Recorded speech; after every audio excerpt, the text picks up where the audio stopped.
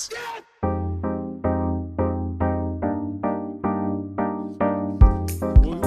We were talking about, the reason I said is because we were talking about bald people, and then you said, who would you rather get advice from? Someone who has their full set of hair or bald? Receding. Receding. Preferably receding. Right. It makes sense, receding. And it got me thinking, like, Sergio, I know you speak in front of people, like, all the time, real estate and everything. And it's something, I would say it's an industry you would want someone to have good experience in. Mm-hmm. So if I see you talking about real estate and I don't see you balding, I'm like, can I trust this guy?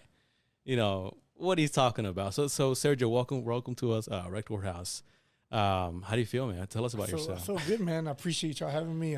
Really, really excited just because, you know, I really like to talk about just my experience. I love to give, you know, people the, you know, just talking about my journey and letting them know that, you know, whatever it is that I'm doing is really, really much possible, especially at our age. So a little bit about myself.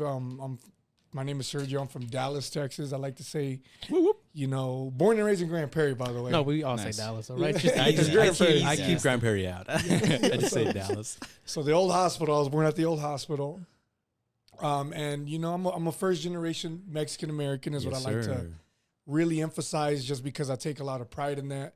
You know, I didn't learn English until I went to school. Yeah. Mm-hmm. So I'm kind of like from here. I'm from like Mexico and I'm from here, I feel like, just because. What do you claim?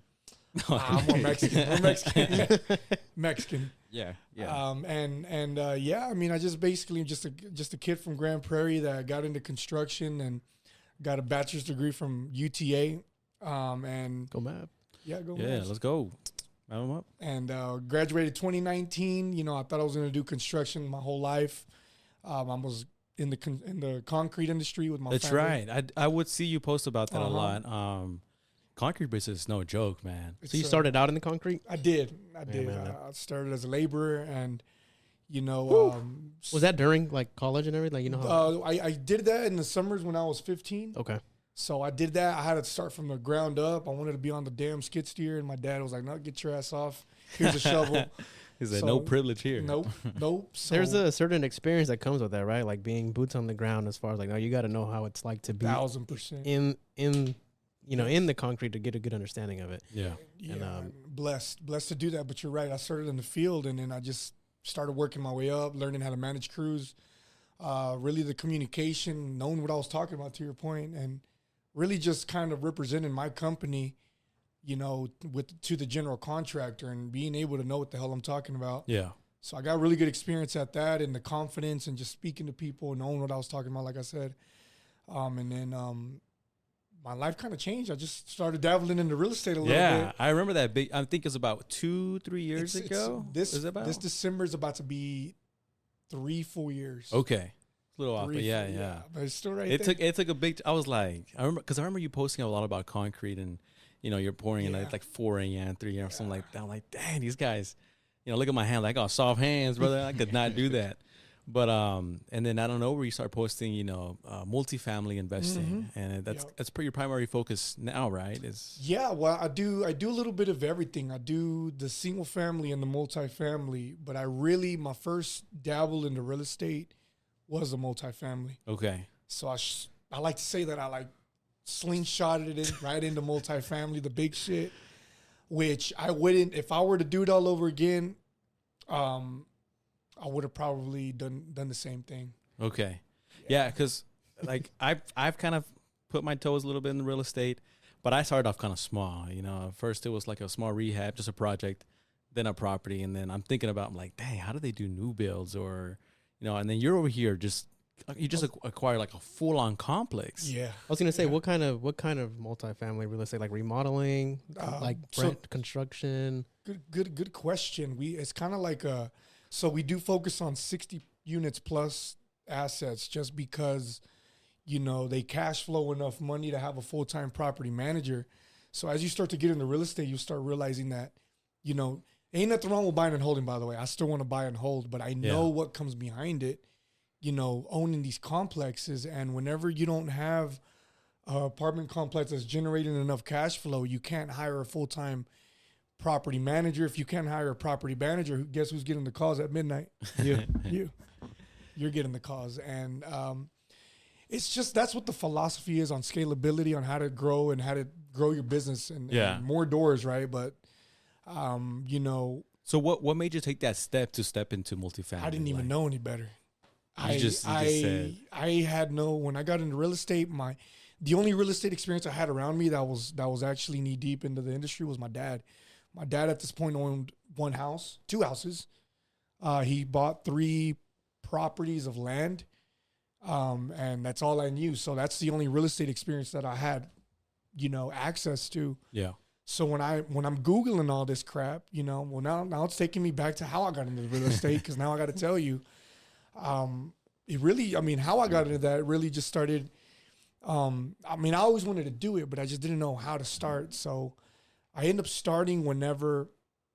I mean, it all starts with the relationship, right? I got out of a relationship, and I was that motivation, that's a different type of lock in, bro. So I got out of the relationship, and you know, I was a fat. What was his name? And I was a fat fuck. I was drinking a lot. You know, I don't drink no more, by the way. But I had just got out of this relationship, and I started getting into personal development at the time. So I was like, let me focus on me. Let me hit the gym. I read the Can't Hurt Me, you know, David Goggins book. So I started running like a motherfucker. Started hitting the gym hard, and I started losing some weight. You went hard. Yeah, I went real hard, and I lost. You're still going hard, bro. Yeah, and I'm still going hard. Because I see him, you do like the 5 a.m. gym club. Yeah. I mean, he's just grinding out, and you're still doing all this exterior stuff, and I'm like, how did you do it? Just locked the fuck in, man. So after you locked in the very beginning, who did you meet, or did you go to an event that you just walked by, or? Yeah, I didn't. Well, when I started researching, you know, I focused on my self development. Then I was like, okay, what's next? I got to get my money right. What did you research? I'm curious, like how to make money, or literally how to make how to buy duplexes, because that's what I really wanted to do. I started researching house hacking. Yeah. So as I'm researching all this real estate shit, you know, this Grant Cardone starts popping up. Yeah. So, you know, because of AI and all that shit, you know, what's it called, friend. Algorithm and stuff like that. So I'm like, what the hell? You know, I've seen this guy too many times. You know, he's talking about apartments. I can't do this shit. Like, why even? Yeah. Like, I'm not interested. But it keeps popping up, and then I eventually end up joining a free online seminar that was like 3 hours, man. And I didn't go to sleep till midnight. And by the end of that night, I ended up putting on my credit card, I had I had like a $1,200 limit. I ended up buying $1,000 ticket. So I basically maxed out my card. I'm shaking, putting this information in. I go to the event. So I go to a seminar is when I went all in. He just went. Yeah, and I didn't know how to freaking get there. How to call somebody to help me. Where was it at? Or it was in Miami. So I've never been to Miami. Never been to Miami. Yeah. Never know. It's beautiful, by the way. Now you know. I'm sure you know. Yeah, now I go all the time now. I'm actually going to go like next weekend. So it's beautiful. But I'm curious about Grant Cardone, because I look at him and I see his seminars, and I'm not trying to put him down or talk shit or anything, but I'm wondering how his seminars are. Like, is it something you can figure out on your own, or is there another level to it that is worth it, that gets you moving? There's always another level. There's always, I love his, I continue to go to his seminars because I've raised millions of dollars from the people that I met in that room. That's why I'm going back next weekend. Networking. Okay. It's a networking in that room, and it's what he stands for. So I always go back because I'm always, it's a new opportunity. It's a new opportunity. I'm paying $500 and I'm going to walk out of there with fucking another $1 million. You know, is the way I'm looking at it, and it's the way it is. My man's manifesting. So you're kind of just paying for the the opportunity to meet all these, and I'm sure there is some like-minded hardcore people. knowledge on there too that you get. There is. I mean, it's for the most part. Now that I'm a real, you know, I consider myself, because once you start getting in the game, you start realizing who's doing what. You know, there's people that are strictly capital raisers that talk the shit. You know, that say, "Hey, come invest in my deal." But they're not even in they're not in the trenches. You know, that in me, I've always wanted to be good at what I did. So I was like, man, fuck that. I'm not going to be that. If I'm going to raise $1 million, it's because, you know, you're investing into me and I'm actually the owner operator and the motherfucker. So everybody that knows me, they know that I'm in the trenches. That's why I post the amount that I do about my multifamily investments. The upgrades we're doing is because I got people watching. So, you know, just continuing to, you know, assure them that, damn, you know, I invested with this motherfucker right here, and you know he's actually out there. He's making it happen. You know. So after that first session with the Grant Cardone one, the event, I'm guessing you met people there, and that's when you met. I know you have your partner, Jonathan. Jonathan. Yeah. Dude, y'all's energy is contagious. I tell you that because I watch y'all and I'm just like, you know, I just jump on live and then you guys are just like feeding off each other. Yeah. And I'm like, oh my God, I just get bricked up. I just get this drive. And then I think it's amazing that you find people like that, you know, that in the same realm that your mind is in. How did you guys, so you met him, you just kind of pitched him or pitched each other, dude, or it's what funny. was he doing? Or he actually had more experience than I did. He did mobile homes out in, where's he from? Up north, Wisconsin. He's Colombian. He's originally from Colombia. Moved to the States about 6 years ago to Wisconsin. Oh, that's not far out. It's not that far out. And he ended up just buying all these mobile homes, you know, and his story is, I mean, he had 6 and he thought he was the man, you know, maybe more. I mean, he probably had about 10 mobile homes that he fixed and flipped. And I mean, he was cash flowing some. Me and him met at the same event. My first event is when I met him, and then the rest was history. Stayed in contact. Wisconsin, That's Texas, crazy. meet in Miami. Yeah, now he lives here, by the way. Now he's in Dallas. Oh, he moved over here. He moved over here. Look at That's how serious he was, and you know, it's crazy. It's not bunking together. Bunk man. beds. Yeah, I got the bottom bunk. I think I had jumped into one of your lives and you guys are just talking about it, and I've seen the way you've grown, and I was like, I gotta have this guy Sergio on. And I think what was the last string whenever that really wanted me to bring you on, you requested me to make you a logo. Yeah. You know, and I had asked, like, yeah, man, I can make you a logo, and I know your company is it's a company, right? It's a cash flow empire. So it's called. Okay. So cash flow empire. And I'm like, okay, yeah. In my head, I'm thinking, yeah, we're gonna make a look like a badass modern logo, you know, like those you see, like, you know, Sure. Charles Schwab or something. Yeah. Something that I was like, bro, what are you thinking of doing? And what did you say? I was like, nah, man, I want some ratchet shit. Bro, he said, I want some ratchet shit. And I'm like, all right. I was like, all right. And then you had at first I was still like, man, is he fucking with me or is he being for real? But he was being for real. And it wasn't after you sent me a message. Mm-hmm. That's when I was able to understand, and really not only that, but get your energy of what you were feeling. And you said, man, I just want to do some shirts, and whoever's going to support me is going to support me, and fuck it. You know, I want some ratchet shit. I want this shit to look badass. And then I'm hearing it, and I'm like, let's fucking go. That's all that you needed to get it going. That's all I like, fucking he needed, finished bro. him that night. He was all right. Bro, and I'll post the logo. Oh, actually, I don't know. Do you want me to? Can I show the logo? Yeah, show it. Okay, I'll show the logo in the screen once I edit it out. But I'll show Chris actually right now. Yeah, I haven't seen it. It's just badass. But he showed it to me. Oh yeah, It looks he's crazy. bro, I was like, It looks crazy. but I'm actually surprised myself with how it came out. And Yeah, it's good. It's definitely good. I like it. It looks really good. I love it. Oh, dude, that's awesome. It's a concept of do you want to explain it? Because you did a real good job explaining it. Yeah, I just gotta. So I told Rudy, I was like, man, it's gotta be, you know. I got a few mentors, by the way, and one of my mentors is like, man, Serge. He's like, Serge, what we're doing in the single family shit. He's like, man, this just like monopoly, bro. Like this just like, and I'm like, man, you're fucking right. I'm like, and it really is. It's like we're really just trying to, you know, acquire as many assets as we can. You know, and we always refer to monopoly, right? You know, and it's just, so monopoly's plays a big part of all this, right? On how we want to acquire our assets and, you know, commercial buildings and single family. I'm like, Rudy, look, this is what we got to do here is like, look, I want the monopoly guy holding the bag of money. You choose the logo. It's got to be that, just because people understand monopoly. Yeah. You know, even, you know, I mean, we've all played that game at one point in our lives. So I wanted something, and I hate to say it like this, I wanted something so simple, you know, so where people would understand when you see that logo, they see the gentleman with the money, they see the big ass complexes and the real estate, which is what we're doing. We're buying apartments. And then I gotta put the single family homes in there. Yeah, the greenhouses. The greenhouses. You specifically said, I want the greenhouses like the monopoly pieces and the apartments to be red roofs. And I was just like, Dang, man, It's yeah, a the small- whole vision, Bro, So leave I'm- nothing to the imagination. You know what it is whenever you see the logo. I'm telling I you, respect I've every time I do logos for clients, like on the side, because I don't do it much often anymore, but usually they just tell me, hey, I want a logo. Here's my business name, and that's it. Sergio has he had a full drawing specifically to every detail. I was like, damn. I was like, I don't even got to work much on this. I I drew that up literally as soon as I said, "Hey, man, do you need me to draw it up for you?" I drew that up like in 5 minutes. You're not a bad drawer, bro. I used to draw. Okay, I was like, You're There like, we go. whoa. oh, you're not a AP bad drawer because the AP Monopoly art. man, he was like, he actually running and everything. I was like, hey, this is pretty dope.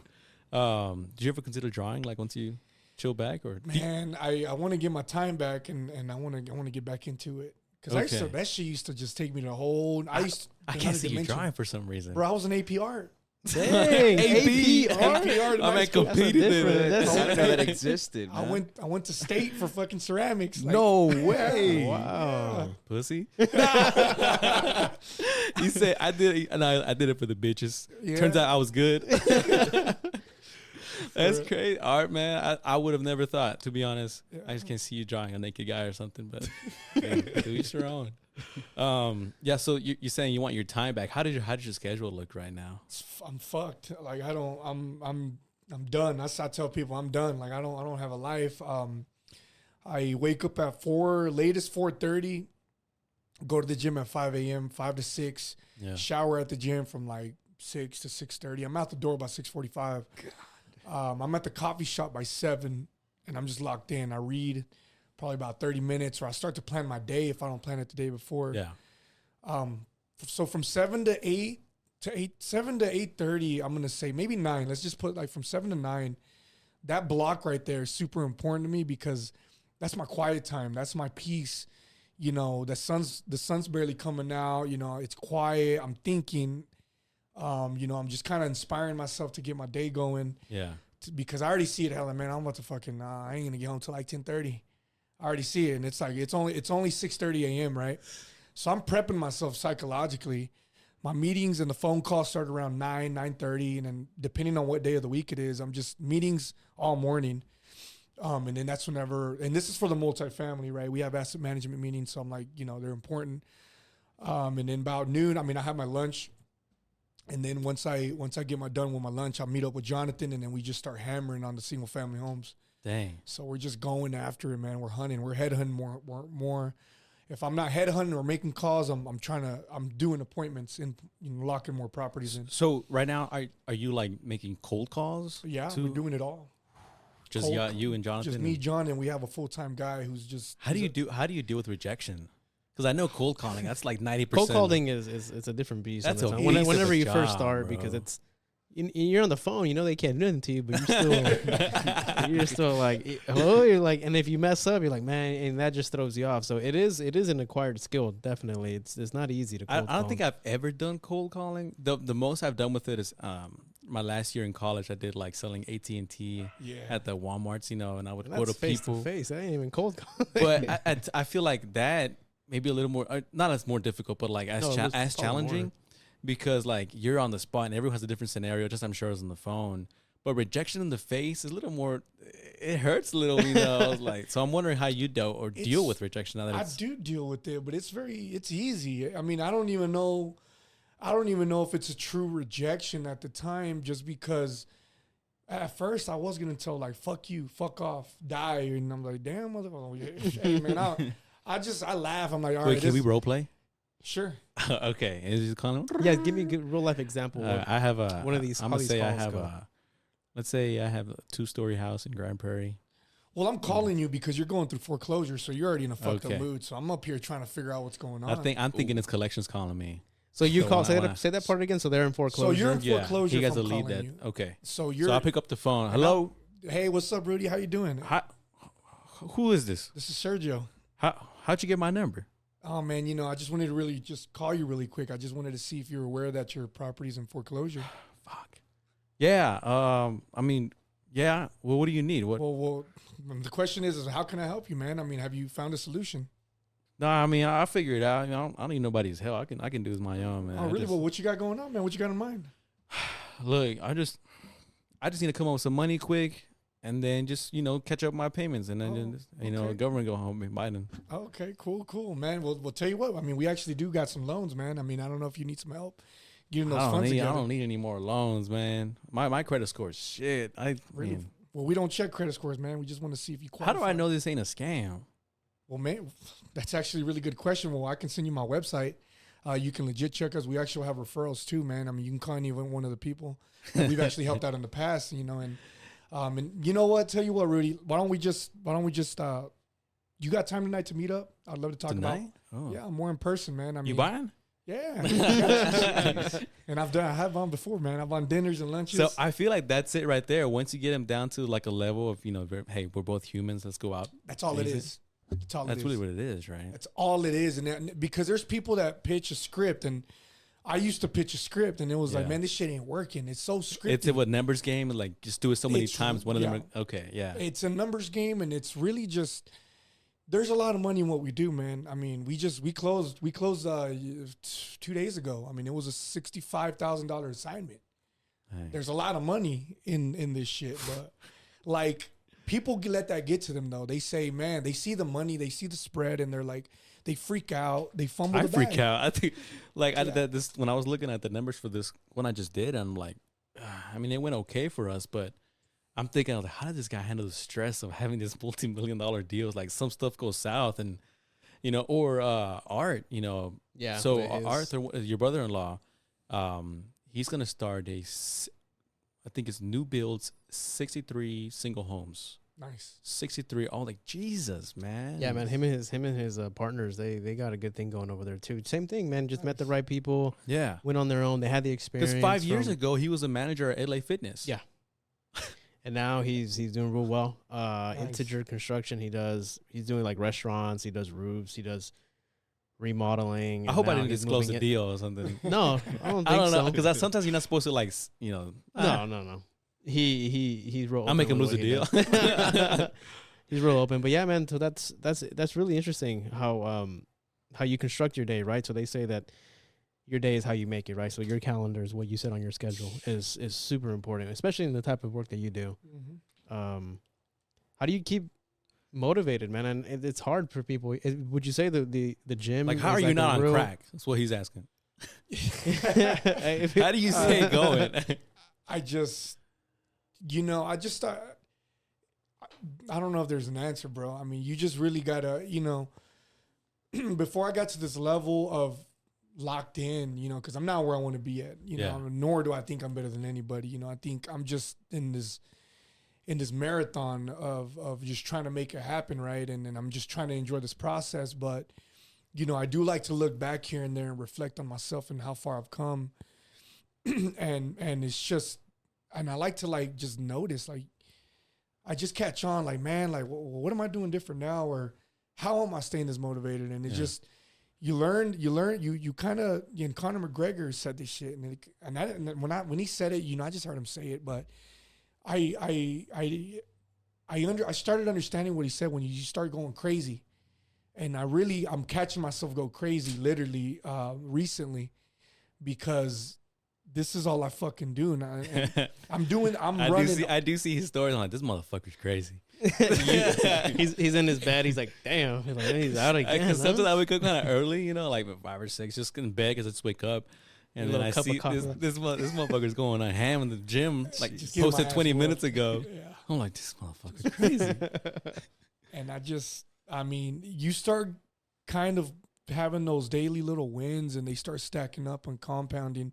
By the time you know it, it's normal. And it's just like, okay, this is what the fuck I do. The other day though, I was ham. I was going ham all day, and it was like fucking 8:30 or 9, and I was finally winding down. Like, okay, I'm done what I got to do. Like, time to go have my social life or something. Yeah. But it's on a Wednesday or something. I'm like, damn, this is like. I think church is open. Like, I gotta go to sleep. Like, I gotta wake up, and I'm like, damn, this is really it. Like, what? Like, I was kind of mind fucked. It was you didn't know what to do with your free time, basically. Is that what? Well, because I really don't have free time, but I was like, okay, I finished up at like 9 or like I don't like, I want to do something else. Like, I've been just working. Still, just like what do I do? Like, what's there to do? Let me go do something, but there's nothing to do. I'm like, it's only fucking Wednesday. I gotta go to sleep and eat and, just get ready for the next day because I'm gonna do it all over again. Dang. Mm.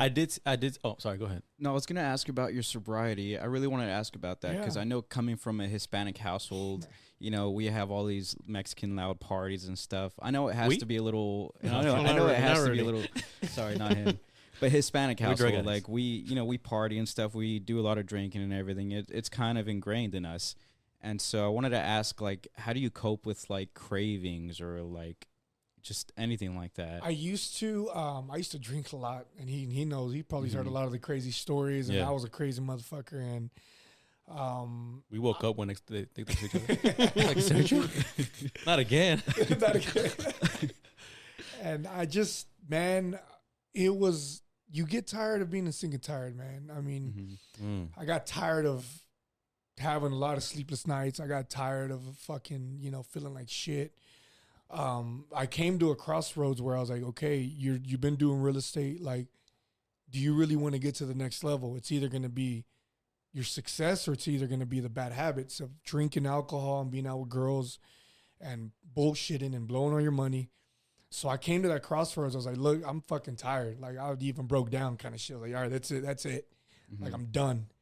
And I let it go. And then it just, that's my motivation, man. It's just like, I really want to be successful. And, when you're willing to give up whatever to be that successful, like, you'll do whatever. And that's when I realized, okay, I really do want this shit, because I really did. We all talk a lot of shit, right? Yeah. Oh yeah, I want to be a millionaire. I want to do this. I want to do that. But what are you willing to do to get there, right? So I let it go, man. And it was that simple. Mhm. And I didn't just wake up one day to another, and I actually fucked up. And then My man relapsed. yeah, Okay. I mean, yeah, Yeah, I that's what honestly.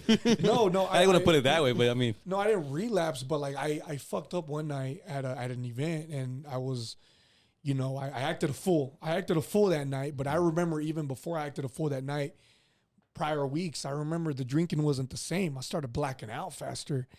I started acting really, really different. I wasn't the loud ha ha ha Sergio no more. I was really just this other guy, and I would wake up and be like, damn, what the fuck happened last night? Wow. So it started Dang. really affecting me. Like, it just, my health, I was sick. I was starting to get sick. So then boom, an incident happened last year, and my partners got on my ass, who I want to thank them. I'm actually no longer partners with them, but at that time I remember saying, okay, I'm about to lose my damn partners, like, over bullshit, over drinking. I was like, I'm done. And I even told them, hey, I'm done, Yeah. because I don't want to lose y'all. At the end of the day, we end up parting ways regardless, but I'm still. hey, that's good. Put it in a better- That's yeah. good accountability on yourself That is, Yeah. man. That and on takes a lot. them. I call you out because there's sometimes people who just kind of, who knows, they could have benefited from you exiting it out. And they just let them go ahead down the drain. But I'm glad you recognize that, and I think everyone has different types of rock bottoms. And you had yours. I would say yours, but it's much less worse than what it could have been. If you would have continued with it. Everybody asks me, the minute they ask me, well, why'd you stop? Or, well, what was the reason? Well, what did you get a DWI? And I was like, nah, thank God I didn't. Yeah. It wasn't. Thank God I didn't kill Yeah. somebody, or thank God I didn't kill myself. That's right. Thank God I didn't get in no shit. I said, but nah, it was just a choice. I'm blessed to be able to sit here and say it was a choice. Exactly. Better So, choice than but- forced to stop. Exactly. And I was just happy about that. Man. Well, I have my AA meeting tomorrow, and but that was a great question on that. So Yeah. And it's crazy though, even on your free time, that you keep it up too. Like, I know you were going on about how, like, sometimes you just don't know what to do with yourself because you're used to working all the time. Like, well, for me, like, Go drinking. Yeah, go like drinking. and yeah, That's what got into me. That's what got me into trouble. Yeah. Yeah. Like, I had the time in my, you know why I started getting more busy? Mhm. Because I had the time in my hands. Because when I was free, that's exactly what I would do. Let me go catch a beer. It's fucking 3:00 on a Saturday. The sun's out. Like, why Yeah. not? It's just the vibes. It's Texas. The summer's here. right. And because I had them all this time on my hand, I'd go get into some trouble. One beer would turn into fucking 10, and all of a sudden I'm fucking up all night, and I ain't home till the next day. And Wow. now I feel like shit. And it wasn't that there was no control, but like, that's just what it is, Just right? kinda went down Just, how it that's went. how it went down, man. Do you ever think you're gonna just maybe once you get to the level of success that it's to your level, You think you ever start drinking again, or I thought I was, because I used to tell myself until I've invested. It was a short milestone at that time that I was this now going 7 months ago. I said until I invest $1 million into real estate from my earned income, I'll have a beer. But then I had a partner that tell me he's in his 60s, fucking slick motherfucker, wealthy guy. He does insurance. He said, do me a favor. I said, what's up? He's like, when you make that $1 million, when you invest that $1 million, don't drink. He's like, then you do it into 10. Then do 10. And then when you hit the 10, do 30. And then by then, it's gonna be all these years. He's like, that was the best thing I've ever done in my life is not drinking. And because of him, I kind of rethought about the way and I just said, you know what, fuck it, I'm done. Not only that, but I joined a coaching program with Wes Watson. okay? So he don't drink at all. And he's a multi-millionaire, fucking, just one of the dudes that for sure, like that, he's also another individual that was like, you know what, if he's not drinking it with all these money, all these Bugattis, these fucking Lambos, and, the wealth, and, why should I? Yeah. So now to answer your question, I'm just done. I say I'm done. So sobriety for you, does it define just liquor, or do you think experimenting like? It's like go crazy now.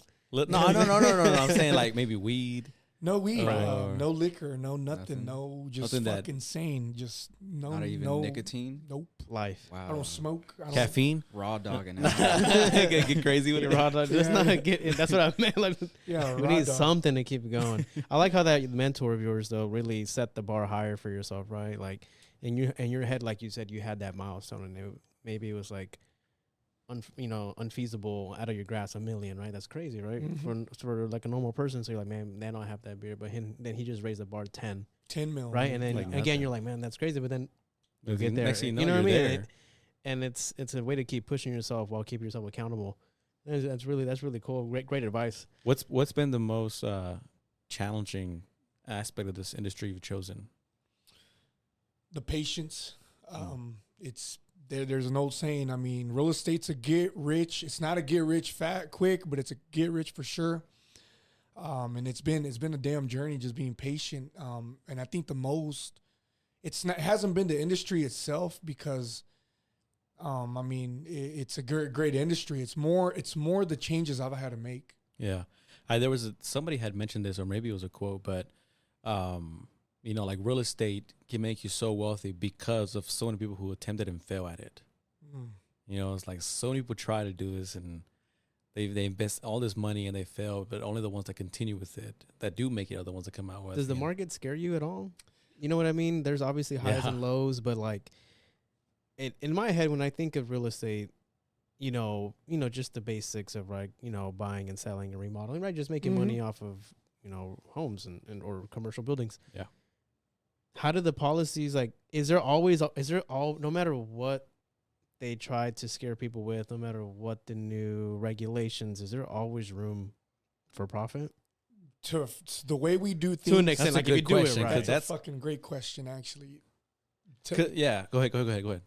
The way we do it, there's always risk, and even in any investment's a risk, right? Yeah. The reason why I love real estate is because it's hard assets. So it's one of the best investments, out here. And we do shout out to my mentor Tommy Jones from Wealth of Real Estate. He's always told me, he's like, Serge, it's the way we buy shit. It's the way we got to buy it right. He's always stuck in my head. As long as you buy the fucking asset right, your exit should be that much easier. Okay. So if I'm buying a property wrong, like for instance, I'm gonna give you an example of the Grand Prairie property. The after repair value on that property is $300,000. So if I would have bought that property, and we've invested 75 into it, and it's gonna fucking sell. It's a gorgeous house. And if I would have bought that property for $200,000, invested $75,000, it's worth $300,000. Like there's no. And there's room. other fees involved too. There's you got other realtor fees, you got exactly. taxes, you got like no room for error for insurance. anything, unforeseeable So issues. I end up buying that property and locking it in. I locked it in for $85,000. Who'd you rob, bro? Actually, So helped it's your it out. it's your entry. It's so your entry, and it's like How you buy? I love that. it's how you buy the fucking asset. It don't matter. And there is markets, there's up and downs and interest, right? But people, it don't matter if the market is at its lowest, people are always buying. If they're gonna buy, they're going to buy. And if as long as you buy it right, you're gonna be fine. And obviously you do your due diligence, you try to calculate, mitigate risk, you run your comps right, or you invest into it, what you need to, the right way. I mean, into the right shit. You can't just cut corners, you'll get rid of it. Which is why we decided to go with the $75,000 budget, and we were confident. Like, man, 75, fuck it, we're gonna make fucking. That's a good little chump change on the. We're gonna right. We're gonna make fucking 90, 100. Like, well, yeah. That's so simple. That's so simple, right? The way that you go in, your entry point, as you called it. And again, I feel like sometimes a lot of the regulations and policies that get announced, even announcing it, shakes the market up, pulls people out, convinces people not to go into it because they're like, look, man, they're already changing it up. It's too late for me. But people who are in the game are like, as long as I get in there, my price, I'm fine. Prices is going to go up and down. As long as the numbers make sense. As long as they math. I mean, I got investors that because of the market, that's where when the market was kind of like crazy, I had investors on the sideline. They're like, nah, we're gonna wait to invest into this multifamily. I'm like, well, fuck, we got all this money sitting on the side. What are we gonna do to go get that money, make more money off that money? OPM, right? Other people's money.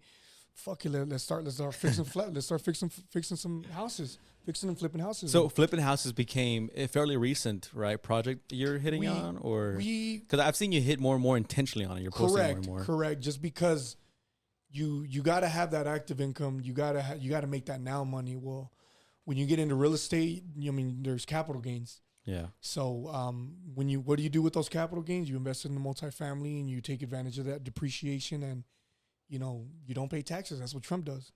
Yeah. Daddy Trump over there. He's not even in a tax bracket. I don't know how he does it. Gotta figure out whoever CPA is over there. Yeah, man. I mean, this is the shit they don't tell you. But do you expect the economy or the whole market to get better if a new administration comes into play? I sure hope so.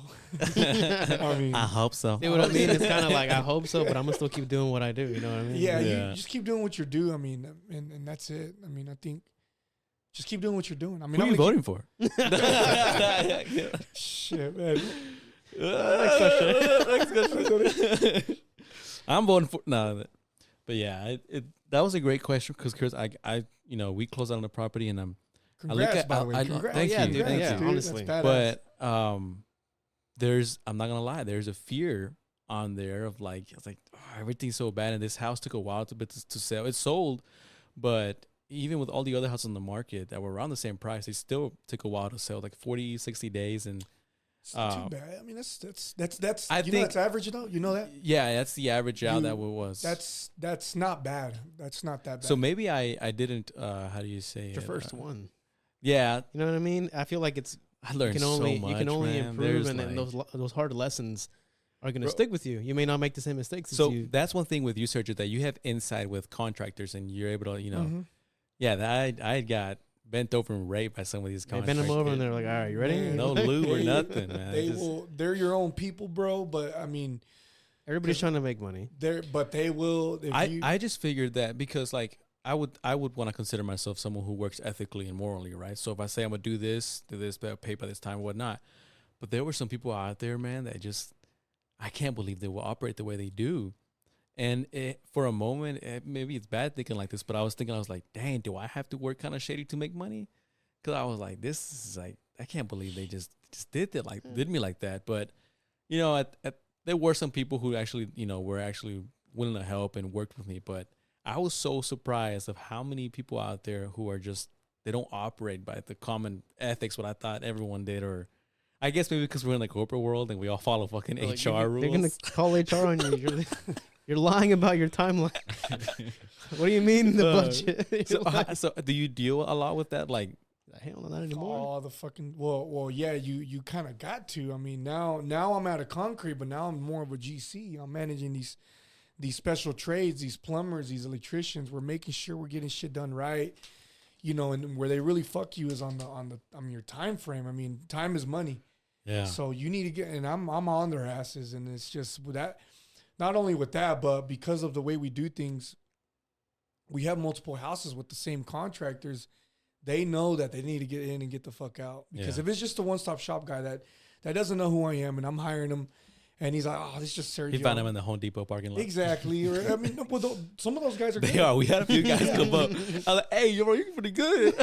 Like, you want to stay on? You just sharing these guys that there's going to be more properties in the pipeline, that we got more work. They're going to, that's where you cut the nuts off the price. Yeah. And how you're able to get it done for cheap. And So that's actually what screwed me over too.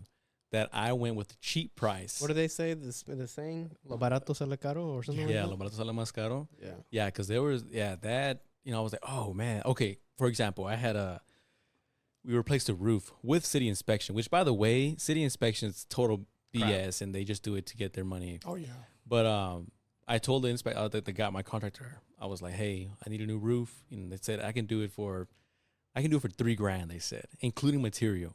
Damn. I said, On a roof? That's bro, insane. a roof. It's like a 1,200 square foot roof, so it's not.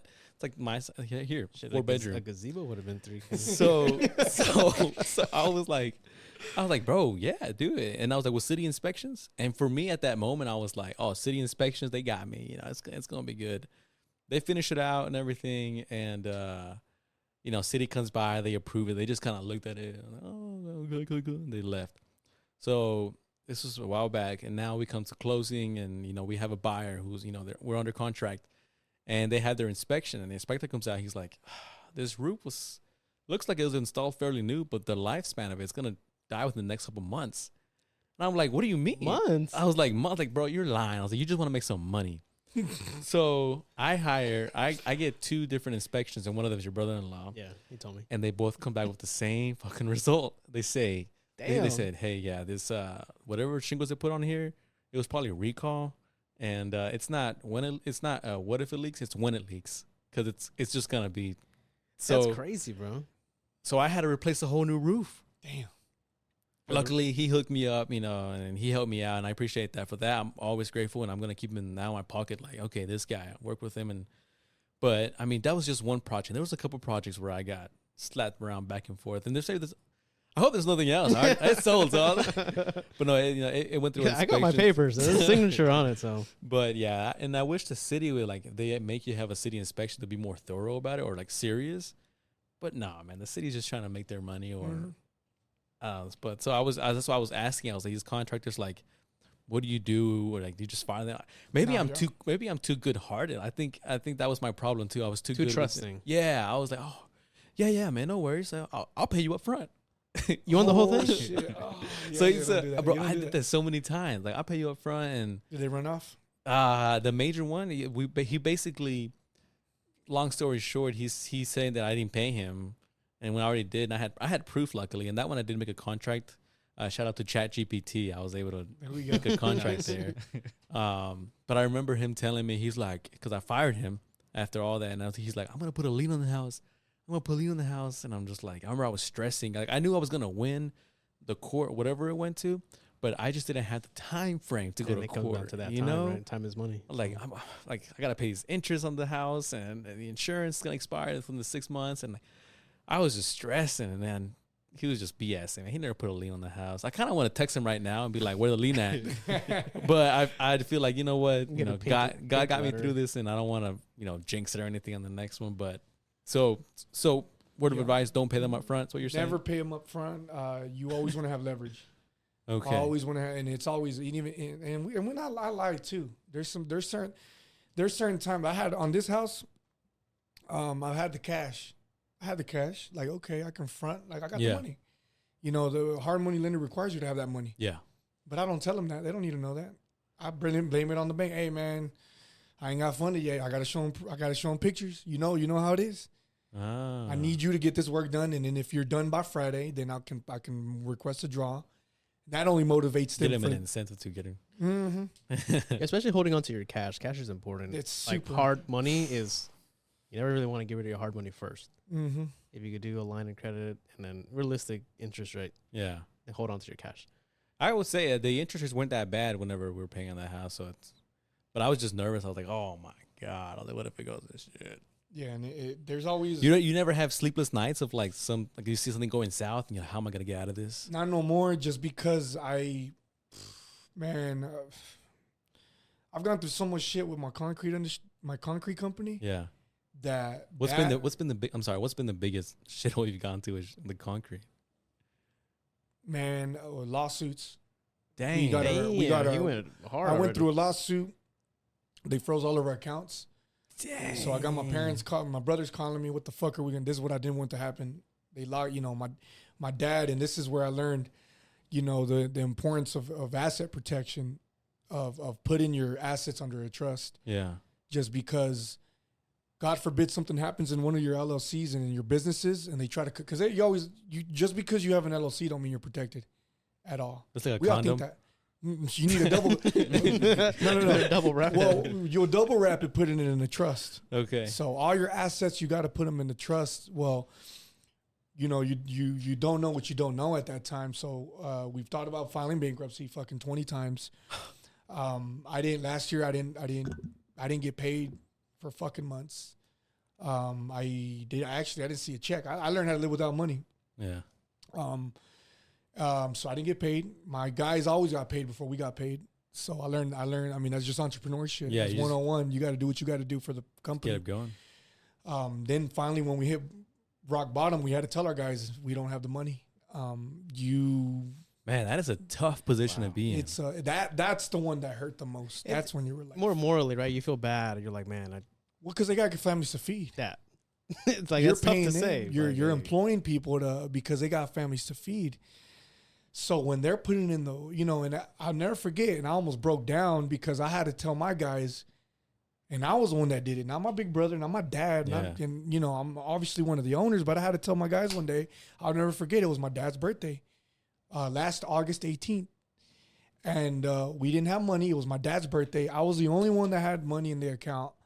None of my family had money because we ain't got paid, but I got other investments working.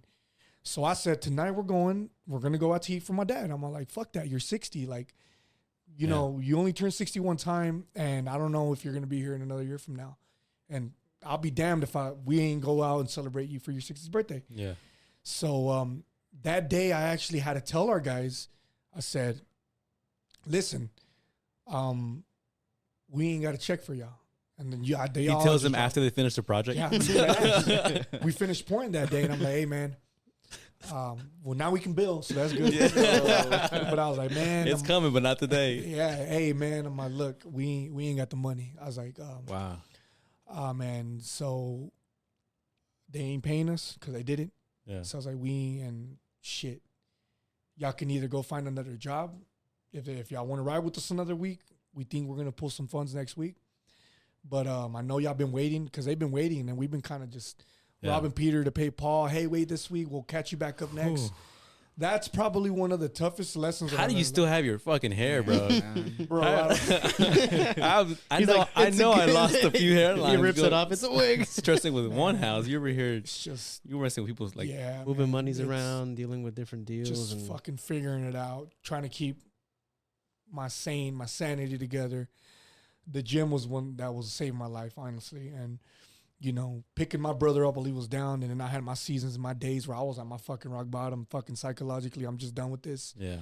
And then my sister will pick us up. And then it was just that's vice versa. big, man. Having that support. Because I remember one time my dad was like, almost, I think for him was his rock bottom. And during a project, he's like, I can't, because he had quit his job to do this, and he looked at me and I could see like the desperate in his eye. He's like, I can't do this.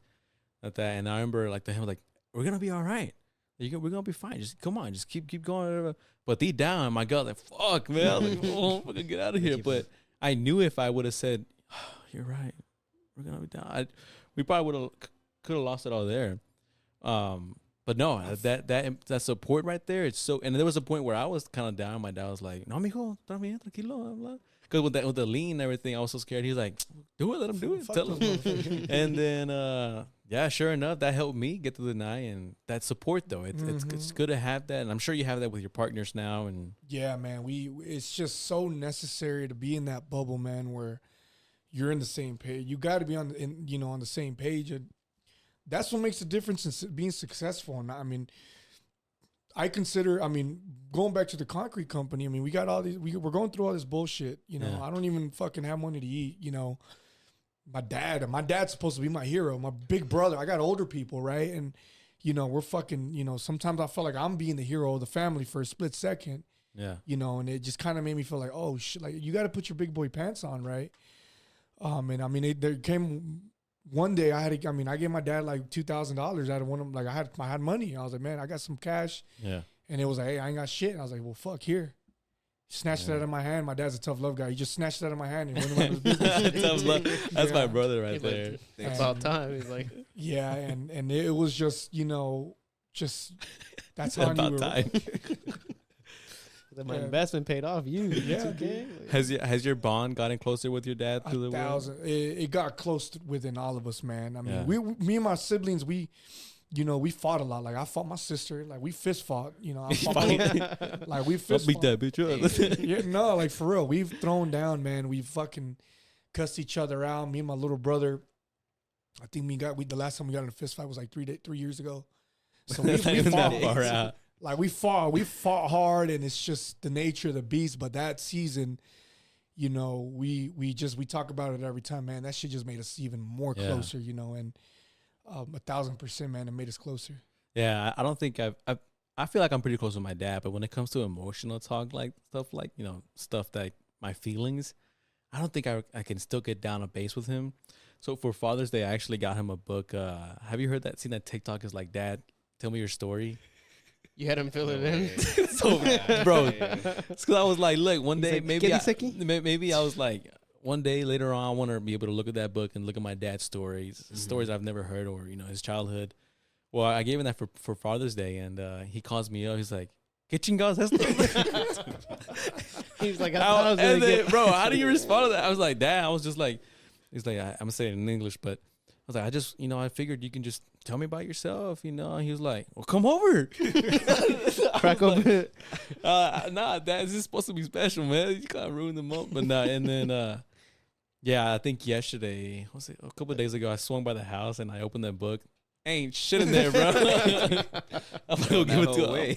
He was like, when is my real gift getting here? I'm gonna go give it to another dad. I was like, here. Dude, that's just funny. I was just, I don't know, man. I feel like I could. But you know what's really interesting? Like, you know how they call it dad lore Yeah. on TikTok? Like dad lore. Oh yeah, yeah. But my dad is he's very like open with his emotions. Like, you know, tells me he loves me every day and all that. Like he has no problem showing it. Lucky you. He doesn't Right. he doesn't share his Mm. personal life that much.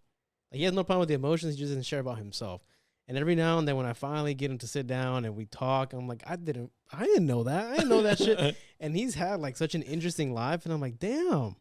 Hey. It's just like the places he's visited, the things he's done, and like I wouldn't have thought that from him. And I'm like, dude, I don't really know you that well. Like I know you love me, which is great, but like Yeah. I don't know you like that. So like, like I'm sure your dad probably has some crazy ass stories. No, yeah, I'm still finding out stories of stuff they've done, and you know, You got 3 step siblings. I was like, what do you mean? I'm not the oldest child. And it's interesting in it, but at the end, I don't know if it's just maybe it's in our culture, the Hispanics, where we just put your head down and grind, and just don't talk about, you know, get it over with it. Honestly, I feel like I want to break that cycle, but I also like, if I do have kids, you know, I also want to have that clear boundary of being a father and not a friend. Yeah, that's You know, because I don't also want to be the type to like, or my son or daughter kind of go wild out and they're like, because like, oh, you just my friend. Like, no, I didn't have that discipline line, but at the same time where they can trust me and tell me like, who you fucking this week? No, maybe I don't want to know that much, but you know, just like your daughter. You're like, oh, shit. Who was it? Who's like the question? Thought daughter or gay son? Yeah. I don't like playing those games anymore. Oh, because you're about to have. You're expecting, man. That's right. Yeah. She's what? Oh, Yeah, 7 I'm gonna months have pregnant. a son. Oh shit! You Yeah. good? Son, You good? in You're October. In October. Are you In still sticking October. with Chris Jr.? Yeah, Junior? junior, definitely. Yeah. My dad said we don't have any juniors, so He kept the throne can't really going. name him my dad's name. It's hard to say in English. If I have a daughter, we should combine kingdoms. You know? No. He's like, Oh, your son's gonna have his dad lore on here. He's just gonna have it all online. Yeah, So he'll that's be able pretty to cool. see this Yeah. stuff. Be like, you want to see Yeah. how I used to look? oh, wow. Yeah. Isn't that mind blowing? Like, sometimes I'm like, dang. World War III. Everything collapses. Just start back in sticks and stones. Civilization starts over. But no, yeah, I mean, that's especially me. I mean, I'm gonna be figuring shit out on my own, especially like that fine line. Diane actually brought it up. She was like, "How would you feel if, if you start noticing they going out a little too much? Maybe going a couple, just doing irresponsible stuff." I was like, "Well, I don't want to be too in their business because then they just push away further because they're like, man, you're just being too controlling." Yeah. But then you have to have the authority level. I was like, I would probably want to make my house like a safe place to have fun in. Okay. But don't fuck around. Like, like, you know what I mean? Be respectful, but have fun. Like, don't be scared to come over. But I'd rather you do it at the house than. Yeah, I've seen some people who I'm not saying any names, but let's say they're teenagers, kind of going stepping out a little more than usual, and they go step out with them, and I'm like, you're kind of just feeding it, because what if you just, as we get older, man, it shit gets tiring, like, it just puts a toll on you, and you kind of back out, and the teenager wants to keep going and whatnot, and it's just different pathways they can all go to. But I'm curious, Sergio, how was your dad with you? Was he tough love? Tough love, man. He's never told me I love you, which is cool. Dang. Sorry. When I graduated. Well, I love you, bro. Thank you. I'm telling you, I'm honest in my heart. I love you being here, and I love you, the person you are. Don't let me cry. Nah. We got used to it, and I think we're blessed. Me and my big brother talk about it a lot. That we're extremely blessed on how, he raised us as far as all the love shit. We got it from my mom. My mom always, she was the caring one, and like your mom's supposed to be. Yeah. So we got that from her, but we never got any of that from dad, which is cool with me. I mean, I never really let it get to me. I'm like, okay, that's just how life is, right? Did you find it weird whenever you would hear like other kids talk about their dads and say, "Oh, my like dad, me right now"? Sorry, my dad said he loved you." He looked over at you and he was like, "Fucking pussy." Yeah, I mean, it's a little, it's weird. It's not weird, but it's just kind of like abnormal. Like it's not normal in my household. I think it's cool. I'm not going to be that dad to my kids. Hernon's like, "Dad?" Yeah, no, that's exactly how it is in my household, though. I feel like it's the opposite from Chris's dad. Like, I get a bunch of dad lore, but I never get, like, an I love you. I've never gotten one, which is fine. It, like you said, it's tough love. It's just tough. But I get a whole lot of dad lore. I'm pretty sure some of it's made up. Who knows? But, like, my dad's talked about some crazy shit he's done. When I was your age, bro, I was fucking. Yeah. He's like, I was both sides. One of the crazy things though is that he's never told any of us that he's proud of us. He's never told the love. When I graduated UTA, he never said congratulations, but he was there. But I knew he was happy or he was proud when he smiled at me, and I saw it. And I remember holding up my degree and I was like looking for them or whatever, and then I showed to him, and then he cracked I had this tunnel vision. All these people were hollering, right? But I saw this tunnel vision, and I saw him, and he cracked a little smile, and that was it. And that was it. That was it for me. And then he logged back right in. There. Yeah. Kanye West. Yeah. That's awesome, man. But and everybody shows their love in different ways, right? Acts of service, making sure maybe that you have food on the table, making sure that maybe you feel safe at least in the house. That's his way of showing it. Everybody's different. So, like you said, you were used to it. He probably showed it in different ways. My dad's more recently been open about, saying I love you or, proud of you. He's like, I love you. But before, it would be act of service. And it still is majority. I told you whenever I got the house. Came over to fix it. So I went to Miami about a month ago or so. And the day before I left, I step outside and it's hot, dry, but I see this big old puddle right here in my front yard. I'm like, did it rain? I'm like, no, it's dry. And then I see down there and it's flooded, and apparently a pipe burst from the water line. Like my flight's like next morning, and I was like, fuck. And I was like, so I called my dad, and he did the majority of the work, man. He just showed up and started digging. He told me, he's like, yeah, you can start shoveling for me. I was like, yeah, I'm gonna help my dad out. Get in there. I realized I have soft hands. I can start getting little blisters. Like, pussy hurts. And I told him like there's roots here. I was like, maybe this deep in. There's like thick as your wrist. Like thick branches there, roots. And sure enough, my dad said, "No, don't worry about it, Mijo.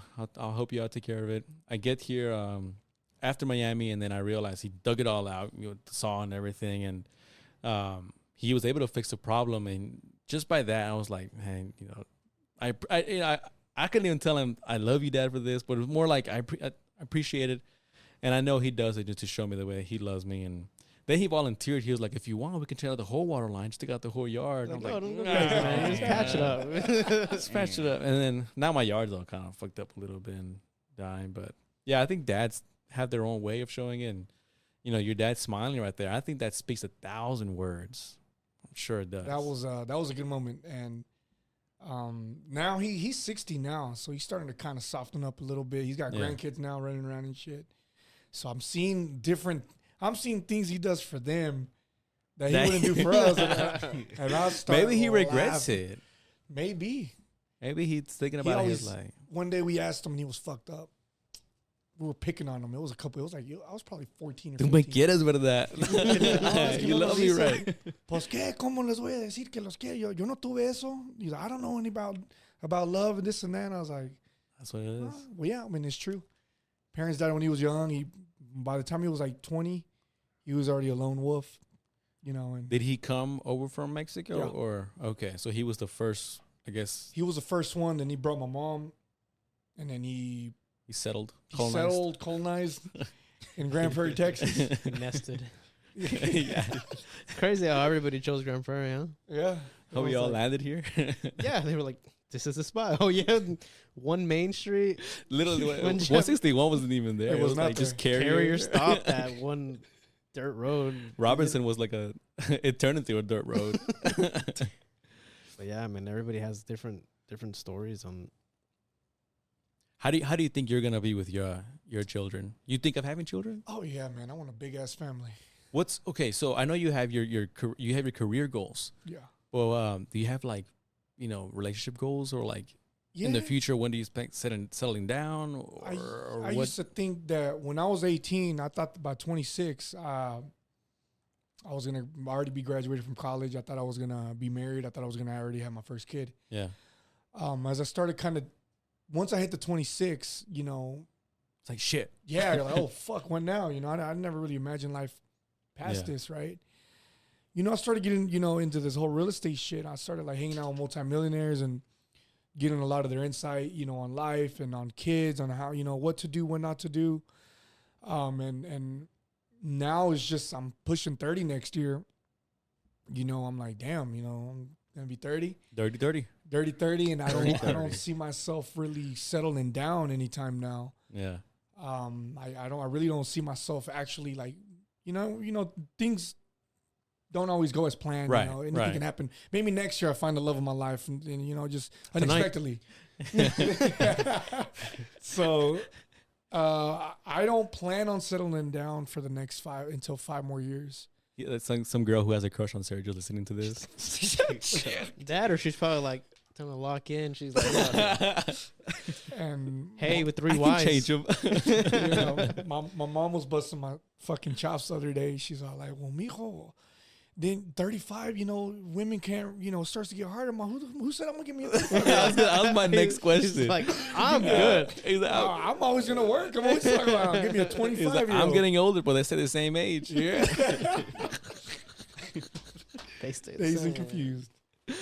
Yeah. So you probably I don't, do you have an age? So you said 35 is probably maybe around yeah, when you I'll start to settle down. I mean, start nesting. just start nesting. Just one or Make a whole dynasty. I used to want a wrestling lineup. I wanted like 5 or 4. dang. But I think as I'm gonna get older, I think I'm probably happy with 2 or 3. Okay. 2 for sure. Because I know what it's like to have multiple siblings, man. That's fun. Yeah, it know, is true. Oh, it's Chris just- doesn't. I only have one. Oh, yeah, you did. Just as long as they I have a have. sister. I forgot, sorry. Child. Her no. Oh no, you had a sibling too. I just have I have 2 older brothers, but I grew up with one. The other one was just too old to like. Yeah. do I thought you anything. had a sister. But we always fought. You We do have a fought like sister. Crazy. Yeah, I have a sister as You well. said 2 But brothers. she was. Only about 2 brothers. do you not like her? No, I don't like my sister. That's kind of No, I'm kidding. No, we just always fighting and stuff. But my sister and my oldest brother, you know, they grew up on their own as pairs, and then it was me and my brother just growing up as a pair. So that's why I didn't mention my. You ever sister. fight your brother? Oh yeah, we get in a bunch of fights. We would get into a bunch of fights. Chris, growing you ever up, fought man. your sister? No, dude. Like, What do you fist mean? to Like, no. fist. Hey, Sergio fought his sister, man. Yeah, that's crazy. Yeah, that's we That's threw down, wild. man, and it was like we scrapped like 2 good times, and yeah, it was. She showed you up, huh? She had him on the ring. The brothers were She's- dabbing the we- sweat off of him. Like, come on, bro, go back in there. We actually had a bad relationship. Our Was whole she lives. older or younger She's than- older. She's like 6. He's like, bro, we got Yeah, into it. we had a, I was just that annoying little brother, I guess, to her, so she never really liked me. Was? No. Now I'm she tolerates me a little more. Yeah. But we didn't really have a good relationship that I remembered all my life until my nephew was born. Mm. So till about 14 years ago. So I was Started I was changing a 15. bit. Yeah, I was like, okay, it just changed. I started really being that father figure to him and helping her out. So Yeah. I think the dynamic changed a lot. So we started kind of having a better relationship because of that. But before that, we were beefing. I can't remember the last time I fought. I have a little brother, Melvin, and then my sister. Little? He's 4 years younger, but one thing about whenever I remember when I did fight my brother, like actual get down with him, I could never have the guts or just I could never punch him like hard or in the face. I just felt bad because he's my little brother. Well, for that motherfucker, he didn't give a shit, man. Because you're the older brother. He's like, he can But take he it. went all in. I remember one time I had beat him, and I just threw him to the ground, and I walked him away, and he had some cologne bottle. He fucking launched it out my head, bro. I believe it. He 100%. launched it out my head, and then I Definitely. looked back, and I was more shocked than like mad, and I'm like, "Are you fucking crazy, bro? You're gonna kill me?" And I was like, "We're fighting. Like you're not supposed to." Like, I'm playing. He's in the. He's all raging out. That's the crazy part. We threw down. We fought each other like we were like enemies. Like, How did your parents deal with it? oh man. So parents don't want. So parents, I'm gonna be fucking vulnerable here. Parents don't want you fighting. Don't want the kids fighting. It's Yeah. normal. Right. My mom would always tell me, I don't like y'all fighting, and I was like, ma, whatever. Like I'll blow y'all. I'm like, Yeah. whatever, man. We're gonna fight. This is just whatever. We're beefing, we're fighting. And this last time, we freaking threw down. Like it was like it was on. Like, and I shut his eye, and it got to the point to where it was so bad that we were just scrapping, and she tried to jump. Like she really didn't want us fighting. Maybe because he's a baby too. Yeah. But we're only 4 years apart, by the way. So he's about to be 25. But we were like beating each other's ass. Well, he didn't get me, but he closed his eye, but we were fighting, right? She jumped in. So I'm Ooh. tunnel visioned. He's tunnel visioned. We're fighting because we want to kill each other. And she gets in the mix, and and she fell.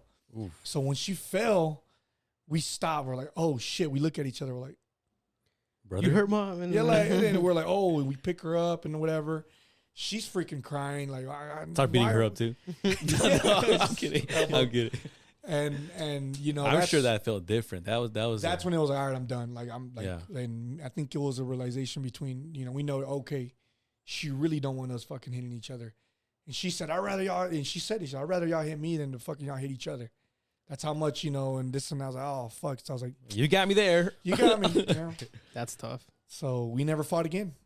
We Yeah, since never then. we never fought again. We never even got to the point to where we got that heated to where we were gonna beat the shit out of each other. And That's good. so it just, yeah. I mean, they're happy now though. I mean, we're just Is all your siblings close by, nearby, or they all kind of live?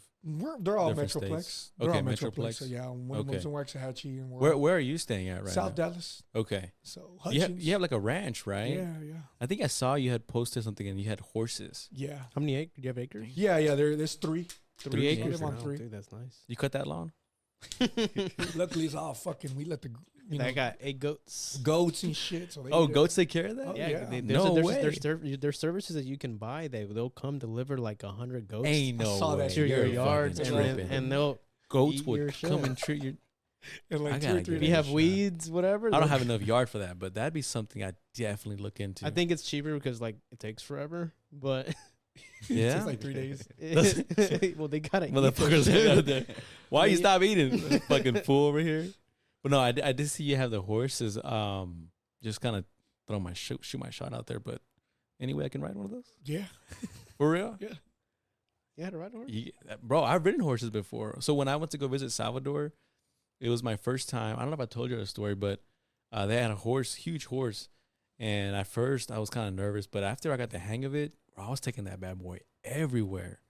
And, like, I actually fell off from it one time. That was my last time I rode it. They let me ride it. But I got on the horse. I forgot to tie the saddle on the bottom. So when I was going, like, really, really fast on the rock road, I was supposed to turn left. Well, the horse turned went left, and you just but I just went straight, bro. I went flying. And the horse left me there. The horse knew how to go back home. He just left me.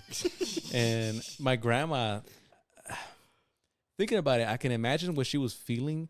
Imagine, because I was there without my parents. I flew to Salvador with hers, and then my parents were here. I was the only one. So imagine her sitting in her little farm and seeing the horse pull up with the saddle knocked down and me not on it. You know, she's thinking like, oh my God. He got robbed. He got robbed or Probably lost. He died. yeah. people die. You falling off And the then wrong way. 20 minutes later, I come up, crying. I'm bleeding. My back's all cut up with little rocks punctured inside me. And I remember she didn't have anything to put on, so she just put me Vicks. All that Vicks. That's all you need. Hey, I have no scars on my back. Except for that little surgery now. How old were you? I was probably 12, 14. I was a little badass since little. Yeah. That and fireworks. Oh. I actually learned this year. Pyromania. I popped, you know how many fireworks I popped this year? 0. 0. Wow. Oh, yeah. These guys know the That's story, like a but first, huh? That long isn't- story short, last year I almost burned down my parents' house. Yeah. like Like literally fireman. Okay. I had to sleep at his house because we couldn't stay at the house anymore. But to be fair, no, there's no. it was me and my family. We were all popping fireworks. We were out on the front, right? And some neighbor came out, started cursing at us because it's a city. It's literally Grand Prairie. You're not supposed to pop fireworks. And the neighbor came out. He's cussing and everything. And I'm going to call the cops. So, all right, whatever. So I'm thinking, hey, let's just hide the evidence and put everything in our garage. Even though we're already done, just put it in the garage, close it up. We went do our thing. Well, apparently one of those fireworks was still hot. And they caught flame. And from there, it caught something in the garage. And that whole garage was like, bro, it was like rolling flames. Like my brother was playing on the PS4 and he was like, wait, like, why? why is it He's so like, what? hot in No, here? he's like, why the fuck does it smell like smoke? And then my sister's like, kind of, curiosity opens the garage. And then they just smoke and flames will roll out. Oh shit. So she closes it. And she's like, the house is on fire. Start screaming and everything. I go out, get the water hose, and I'm freaking in there like spraying. I drenched my body with water, cover myself. And the reason, it's kind of fucked up saying this, but I was gonna throw that in there. the reason why I was so adamant of taking that fire out or not letting it spread is because I was 5 days away from closing on this house. So I knew if that house burned down, everyone was going to have to move in with me. He's like, God, I'm not gonna let this happen. He was in there, bro. Bro, I was in there. Well, me and my brother, he was still recovering from ACL surgery, so he couldn't squat down or much. But I remember I was in there, like in the garage, on all fours with my towel drenched, and I was like spraying it. I remember I would spray and spray, and it wouldn't go out, bro. It was just stay right there. And then maybe about 5, which by the way, shout out to the Grand Prairie Police Fire Department. Their response time was like 3 to 5 minutes. Damn. Pretty good. They kind of just grabbed by my feet, pulled me out, and then they came out and they sprayed it out. And Bro, The- man, handle this. the cops knew it was fireworks because I had a complaint on it, right? But everything had burnt down, and then in my head I was like, do I admit to it or do I just say I don't know? Would it have been a crime or would they? It would have been a crime. Really? I'm pretty sure. Your Yeah. own house, so you get arrested for almost killing yourself? I'm pretty sure because you're not supposed to have the fireworks there. Like I don't know. I'm pretty sure because they told me, they were like, was it fireworks? Was it fireworks? And I just said, I don't know. Like, bro, obviously it was fireworks. They had the report there. And then the fire marshal, he came by and he's like, I'm gonna go check with this officer, and if you're lying and come back to me again, he's like, we're gonna have some consequences. So I'm here shit in my pants. I'm like, oh, I was like, shit, what should I say? So then he comes back again and it's like, was it fireworks or not? I don't know. I don't know. And I was expecting a ticket to come in the mail or something. They didn't send nothing. Everything just burned down. Burned There was evidence. no proof. We even had Imagine how that neighbor felt though. Oh, I'm sure that must teacher have was felt- satisfied. He must have been so. Oh, He yeah. probably poured himself a nice little cup of whiskey and he was like watching you. He's like, That's what this fucker gets. "What can I say, huh? My kids are yelling." It's like not your house. And his kid was autistic, so like, I'm not gonna, I respect that. I was like, okay, yeah, it's kind of why you laughing at that? That's kind of funny, but Alright, get it off. Get it off. no, and but I remember he was just being a dick. He was the one like being like, you don't gotta talk to me like that, and this year I did kind of have the urge to go pop one firework in front of the house, but I'm back. surprise, motherfucker. Surprise. But no, I just but you can pop fireworks in your country, right? Yeah. Did you pop yeah. any? Nah, I didn't do shit. You just kind of just. Just fucking slept. He was like, "It's 4th of July." He's like, I was working, bro.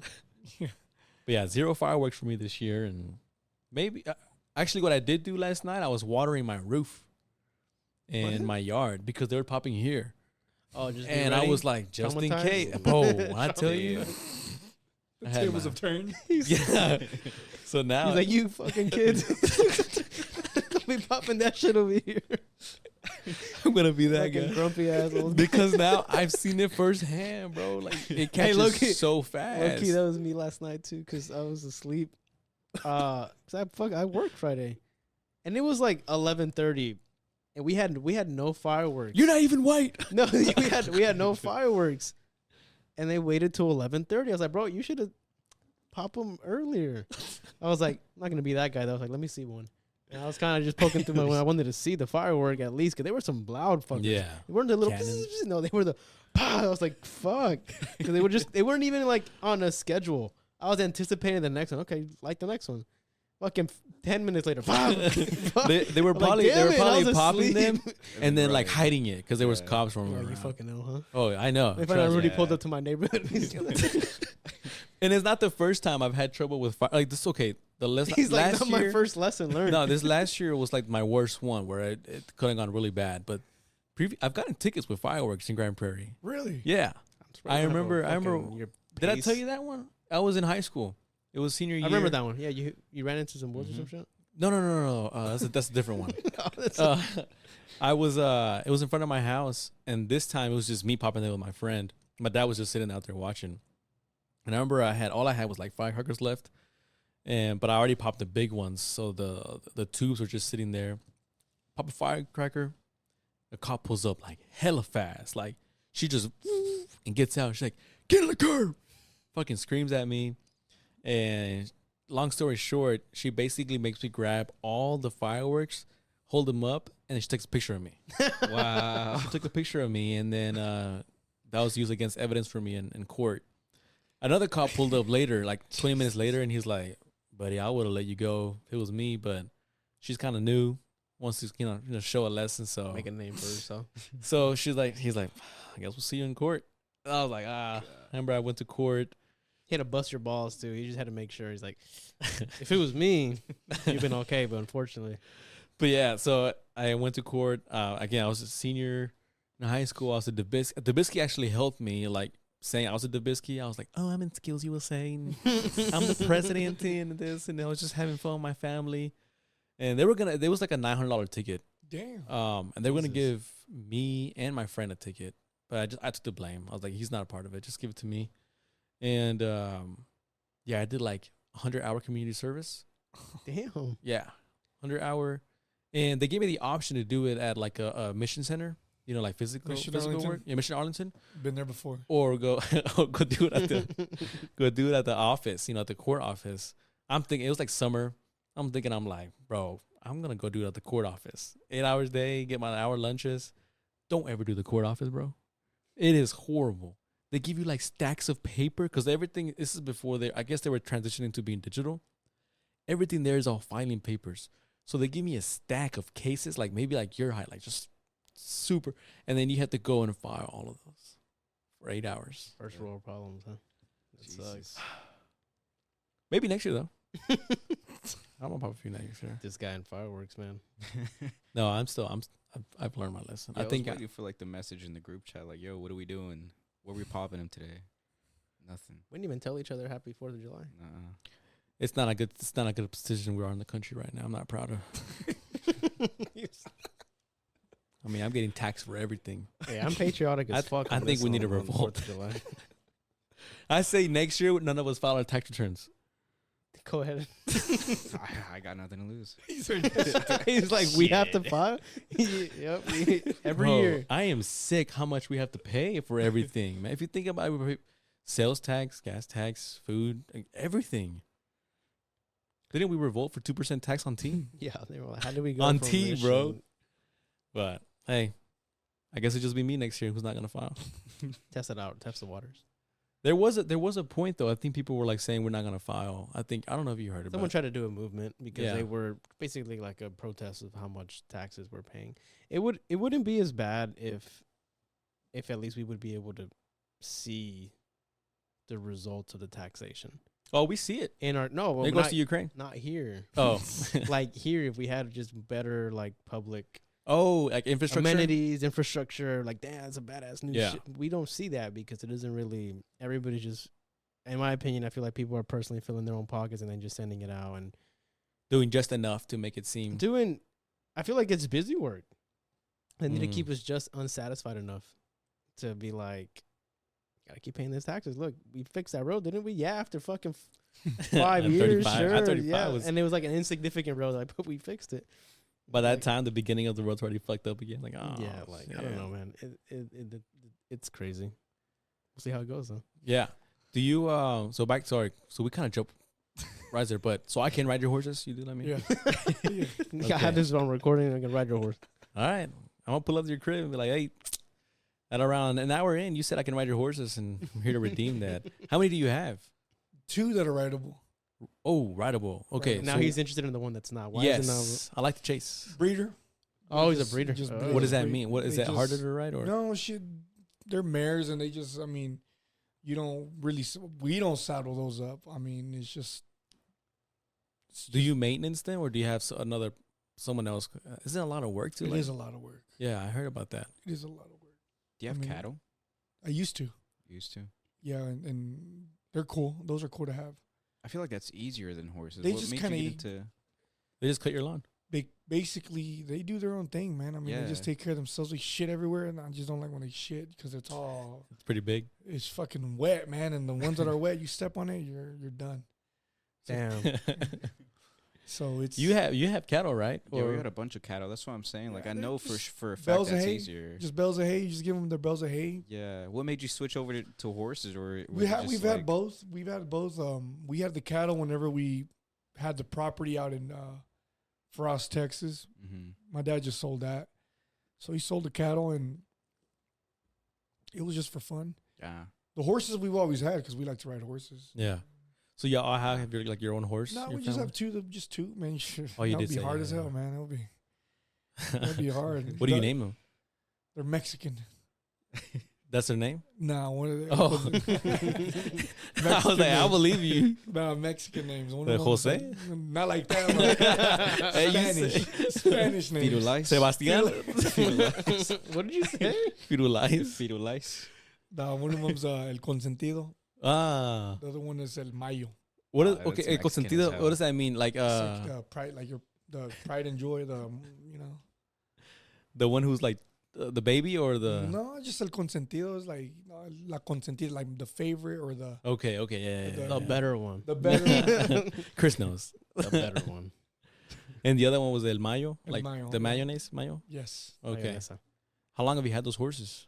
Since they were babies, I actually broke them myself. You pulled them out? I pulled them out. Dang. No.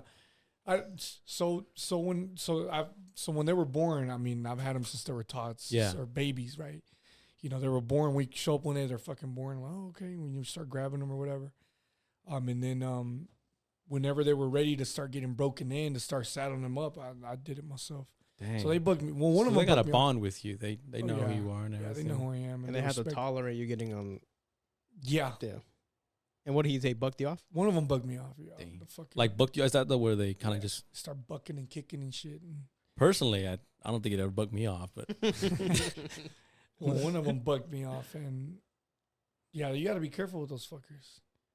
How big is it? One of them's tall. He's like 18 hands. He's big. And they do it with my hands. Because I remember, like, when I was during the Dallas playoffs, I was at the stadium, and there were like the Dallas police officers with their horses. I've been forgetting how big them fucking horses are. Bro, Those are thoroughbreds. What are those? Those are like thoroughbreds, they call them. They're not quarter horses. What the fuck? Yeah, they're bro? big I felt like a little motherfuckers. bitch next to them. I ain't gonna lie. I mean, you gotta listen to your whistle because you're on the fucking Yes. horse. Yes, I'm officer. like, yes, horse. Oh Bro, shit. I wanted to do that prank on them. Was like, can I pet that? Can I pet it? You know, to the officer, and then he's like, yeah, and then go pet the officer's leg. But the horse just intimidated me. I was like, dang, this Those is are like those Budweiser horses. Yeah, They're big. You know how the cops get the better cars? They get Is the better, that they get is the that better what it horses. is? They get the That better where money horses. goes to? Better bicycles. No, I do want to swing by that one. How far are you out? How about like 25 minutes? Oh, that's not far. Nah. You live alone? I live in an RV. That's right. You did get an RV. Mm-hmm. For like it was part of your real estate game plan, not to really settle down yet, or Yes. At that time, I didn't want to buy a house because I didn't have a girlfriend or a wife or kids, or at that time the market was still kind of not too well, and I was like, I'm getting older. I want my own spot. I've always wanted to have an RV as well, and I got it cheap. Well, I didn't get it cheap, but the payment at that time, the interest rate wasn't as bad as it is now. Now it's like, I tried to trade it in. I looked into trading it in because I was like, man, let me look into it. I mean, I'd like a modern one. Yeah. $25,000 down, and then we can do it $2,500 down. I was like, $25 a month, $2,500 a month. I was like, I might as well go buy a fucking house, bro. Yeah, I was about to say it, bro. That's fucking I was crazy. like, this 25? makes no sense. I'm paying $800 a fucking month. Oh, you chilling, bro? I'm chilling. Do you ever take it anywhere? I don't, but I actually just took my truck off a lift. Oh, okay. So now okay. I can haul. So You telling me that truck right there is not lifted? No. I Did y'all didn't see even that it. truck? I haven't seen I it. didn't see it. It's a just big standing. ass truck. It's just high. I don't know why. Have you been to do you have any plans on where to, do you want to do like a road trip to Colorado? Yeah, I'd maybe love Colorado. Washington, Oregon. I plan to. That RV is to stay in the family, so I just got it to that's gonna be if I need it, I won't live in it forever, but if my brother wants to take it for his family vacation, by all means they can take it. Yeah. It's always gonna be. It's like, Sergio, can you give me the That RV? RV, Can you be homeless for a couple weeks, a couple days? That's funny. You said, I lost track where I was going. Oh, so you're not planning of trading it in, or? Nah, I'm gonna keep it. I'm gonna continue to live in it for probably about another year, Okay. max 2.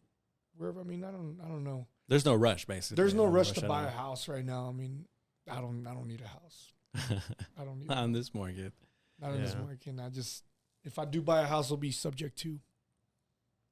Be what? It'll be subject to. What is that? It's real estate strategy on. Oh, sorry. Go Yeah, ahead. I'm missing out. You got to tell me Yeah. that because I What didn't is even subject, know. What is subject Yeah, to? it's basically just to very simplify it. Is basically you're basically buying a house by taking over someone's mortgage at a 3%. Oh, that's literally what Art yeah, did. Yeah, that is what they did. I didn't know that. So I do that a lot. What? So I can technically find. I just found. Well, no, this is a stupid play, but assuming you negotiate terms with the mortgage company. Sure. They just want to get their money. Yeah, they just want to get their reinstatement, whether it's 10, And that 20. person's like, fucking take it.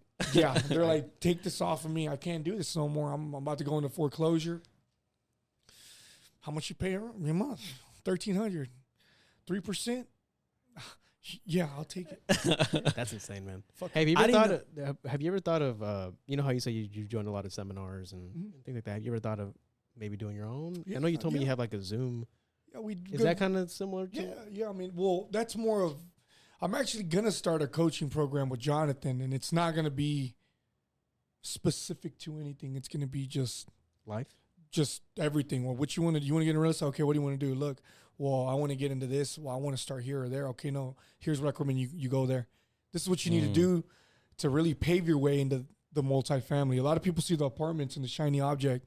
They're like, I want to do that. I'm like, okay, well, how much capital do you have to play with? 0. Okay, if you have 0, do you know anybody?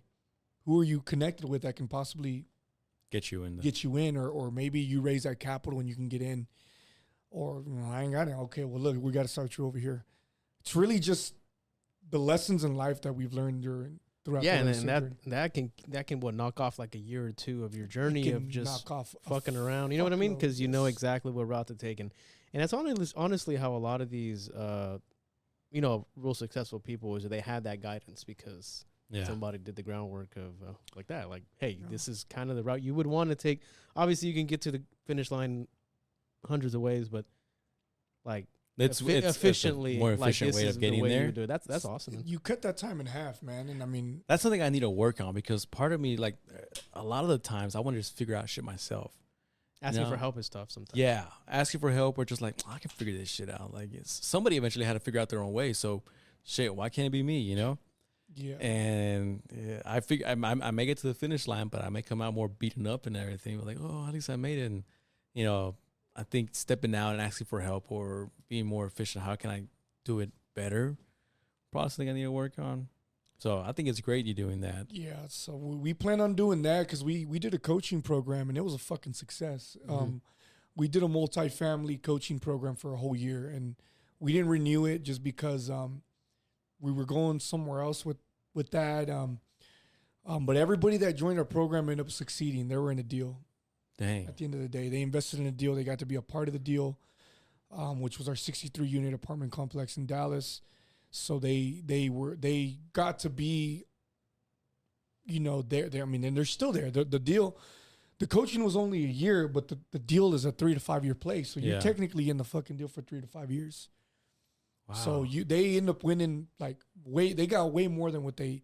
Yeah, they immediately got the benefits of the fucking. And we were there one-on-ones. We did we were there. We did one-on-one every week, 1 hour a week, and outside of that, they called us for help. We only charged $2,500 for a fucking year. So that was it. That's a good little gig getting going right there. Well, for that one, we locked in. I mean, people believed in us so much. I mean, we made $30,000 right off the bat in 2 days. It's crazy the worth of it. I feel like that's a good tangible on knowledge. Like everyone says knowledge is wealth. Well, some people are skeptical, but I feel like your way of getting them in on the deals is that's kind of unheard of, man. Because a lot of these seminars, they sell you on, here's my book, here's this, now go figure it out. Like, well, hold on, bro. Like, this is a nice talk, I've but seen a lot on Instagram. You know what I mean? Yeah, and do that. You have to. And have it's not just real value. estate, but anything. Like I think I had for sure. I do music, but there was one time this guy was like, "Hey, buy my course. I'll teach you how to do this on the scale or whatever." I bought it, and I shouldn't have said that online. Yeah, I bought it, and it turned out to be shit. I was like, this guy just finessed me. It was like $20. It wasn't bad, but I mean, this guy had like 2 million followers for $20 by, let's say, at least 1/4 people bought that. That's a good little chump change right there. That's where it's at. It's not and there's this girl that's hitting me up right now, and she, I mean, it's all about the social media, right? Your marketing, what you're doing. That's and so important. She asked me the other day, how much? She's like, what's up? How much? I see what you're doing. I was like, well, think about it. So I'm thinking about, I mean, I'm not going less than 5,000. I almost want to do 10. Just be like, hey, you'll make that 10 on your first deal. And we're finding the deals. And we'll teach you how to find the deals. So I feel like those seminars like that at that price range can also weed out the people who want it and don't want it. I don't know how many, you heard me say it earlier. I had partnerships go sour. I actually had a crew, and you saw some of the crew. Yeah. All that's gone. And all that started because it's not always, I mean, you always hear, you got to be in the rooms with like-minded people. Yeah. Now that's out of my fucking radar. I don't give a fuck because you can sit here right now and be like, Serge, or anybody can be like, Serge, I see you doing apartments. I'm interested. Now I'm a like-minded individual. Yeah. Fuck that. I don't want that. I want people that are going to put skin in the game. And if I'm coming in with $25,000 and I want you to come in too, if you want to partner with me. You know what I'm saying? Yeah. So a lot of the people that we created, I mean, we created a group and it was all free. Nobody put in nothing. It was just time. But just no skin in the game. No, I mean, shit didn't go as planned. So having skin in the game, I feel like can also put you in a different gear, because if everything's free, if the risk goes down and you lose it, like, oh well, at least I didn't put anything in. Correct. But if you have your fucking money in there, you play, you act different, bro. Oh yeah. That because yeah, dude, no, that's your money. Like the stakes are higher. You don't want to. They say that humans, human beings have a fear of losing a dollar more than gaining a dollar. We get more of a reaction from losing than gaining. Yeah. So when you see your shit go down, you're like, okay, now I got to take action. Now I got to go do some shit. Because when you start gaining, you're like, oh man, it's going like maybe a little. But when you do, you're like, oh shit, like my shit's going down. I'm negative. Like, and that's when you kind of You get back against the wall, and you just got no choice. Or you can check out your battery real quick. It's the weeding out though, man. I mean, it's fucking essential. And up until my point now I don't got time. I can't waste time. So I weed out everybody as much as possible, you know, just because I don't have time to fucking bullshit. So if you were looking for new partners, what would you want to look for in them? It's other than, I guess, money for sure. Well, it's not even the money. It just depends what it is. Like if somebody wants me to teach them how to do something, if somebody says, and hey, I want you to teach me this. Like, I don't know, dick. And, you know. Yeah. Okay, well, I already know. Okay, if you want me to coach you personally, it's going to cost, right? But if somebody wants to partner up, like I got this, I'm working with this realtor right now. You know how many realtors hit me up because they see the amount of moves we're making? So many. But there's one specific realtor. Her name is Claudia. Shout out to Claudia because she's fucking busting her ass. And really just, she brought me, I put her to the test.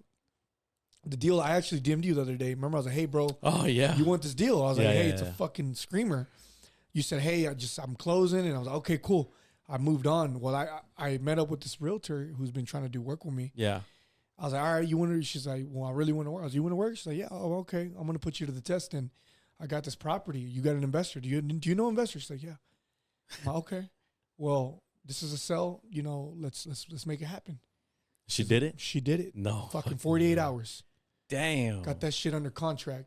And then we closed, we didn't even do the 30 close. We closed, we got it under contract Sunday.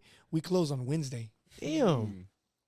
I was That's like, insane. I was like, you're in. I was What do you like, say? you're the one. That and we're breaking her off some money for that. So This is just her all on her own, and you're just kind of coaching her? no, I am actually kind of coaching her because I'm showing her my buy box. I'm showing her what we're doing. Yeah. So in a sense, I'm creating a team because she knows investors through her network. Yeah. It's all about collaborating, right? So if you bring me in, if I find a house, I'm like, hey, I need to get rid of this. My assignment is 50,000, 60,000. I'll give you 5 or 10. I'll give you 10. Just all I want is 60. I know that's kind of fair. Now, if you can push for more, Yeah. I'll give you 5. But if you can get 15 out of it, then that's all you. I don't mind. You're Man. pushing it for me. And that's how you were able to tell that, hey, Oh yeah. who wants it? Sorry, I couldn't buy it. I was kind Nah, of you're good, bro. You're good. I know how it is, bro. I was like, we were close. But I knew you were flipping, so I was like, let me call Rudy, let me hit him up, and then all of a sudden I was like, shit, you were fresh on my mind. I was like, bro, the logo. Yeah. The logo. We gotta get the logo. I want some ratchet shit. I still love that logo. Yeah. When's the merch dropping? Shit, I need Man. soon. Let me know. People were already deep when I posted it on my IG. People are like, bro, you need to make some shirts. I'm like, I know. I didn't want to spoil it, but fuck, I just wanted to pull up with the shirt and be like, hey. Bro, it's so how do you say? Like, I'm impatient. Whenever I have something new, I just want to post it. I was like, oh, this. That was me. So you're like, I have it here, but I don't have any shirts, so I just have the logo. How can I get it? Well, Well, hold on, buddy. Let me figure it appreciate out. the logo first, and then we'll talk. But yeah, it's good to hear though. You know, if you're out there, you're looking for people, or you give the opportunity for people to really identify or show themselves whether they want it or not. You said you met her. How did you meet her? I met her through a mutual friend. Because, you know, it's a small world. It ends up being a small world in any industry that It really you're doing. is. You know, this multifamily shit, bro. I know people from all over the country, and I'm sorry. Yeah, all over the country, like everybody, like Florida, like everybody knows everybody. And Yeah. the world is so small, right? But I met her through a mutual friend, and you know, and I give everybody the equal opportunity. Hey, you want to work? Cool. Well, what do you got? Do you have properties I can look at so I can make an offer on? Because I do flip. You know, sometimes they bring me, and same girl. I literally earlier walked another house, and she's like, "Hey, I got this property, cash offers. You want to take a look at it?" Yeah. Dang. So she's trying to feed me, and I'm feeding her. You know, and we're just trying to collaborate as much as possible. Those are the people that are worth working with. Man. You know what I'm saying? Dude, that's amazing. And that's not even money. She's That's- not paying me, bro. No, that's just That's all. Just I was on her, and she just took the initiative to get it Exactly. going. because she's trying to sell. So she's like, well, I know some no high roller guy. Maybe he wants it, and then if not, like you said, move on to the next one. Hey man, I'm sure she has a couple people in her pocket too. Yeah, so she's helping out a lot. Shout out to her, man. She's a killer, and those are the people that we want to partner up with. Do you see yourself slowing down in this real estate? Like having maybe like you just kind of sit back and watch everyone do the work and you get a profit of it? Or do you like being just hands-on? Do you see yourself always being hands-on? You got to be hands-on to learn the operations. Once you learn the operations, you can delegate the work. So I'm in the trenches right now. I'm actually teaching our people how to negotiate and talk to people that we're cold calling. So I'm already hands off the cold calling. I don't call as much as I do. We got a full timer. Really? Yeah, we have somebody that calls full time. Fucking young guy.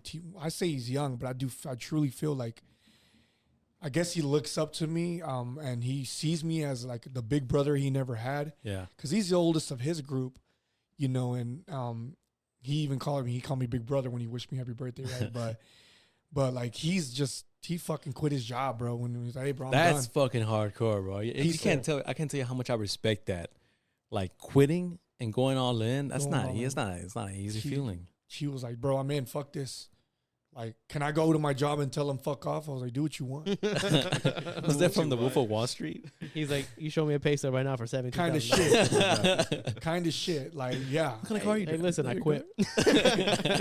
Literally, I'm quitting. I ain't going back. He took he took his 2 weeks vacation and he worked with us full time. He's like, dude, like, this is cool. Okay. Because he was already part timing with yeah. us. But he's like, nah, man, like, Go all in. going all in, and he makes pretty damn good money on his commissions. He knows that we're legit. We pay him. If you don't mind me asking, what are the commissions on that? Nah, man, I'll tell you right off the bat. We pay 5% of the assignment. So if we make 50,000, you get 5% of that. Okay, so if he's cold calling and he gets a house, that's a deal, and then does he have to close it, or you go? I go close for him. He just sets the appointment. I gotta check. So If he closes, once we become big enough, because we're getting to that point where we're getting some traction. If he makes the call, he says, okay, can you meet tonight or whatever, and he goes and he negotiates and he locks them in, he gets 15% dang. of the $50,000. You do 4 or 5 of those a month. You're even 5%. You do 5% a deal a month. You can make 10,000 plus a month just doing this shit. It's just a matter of getting in. Are you doing the math right now, or what? Why is he taking forever, bro? Sorry, it's because I don't have a calculator on here. It's 2,500. So it's about 2,500. Yeah, 50,000. That's a 50 average, right? That's an average deal. Yeah. You do 4 or 5 of those. I mean, You're already up than your That's- normal 9 to 5. If you're you can live a pretty damn good life at $6,000 a month. 5,000.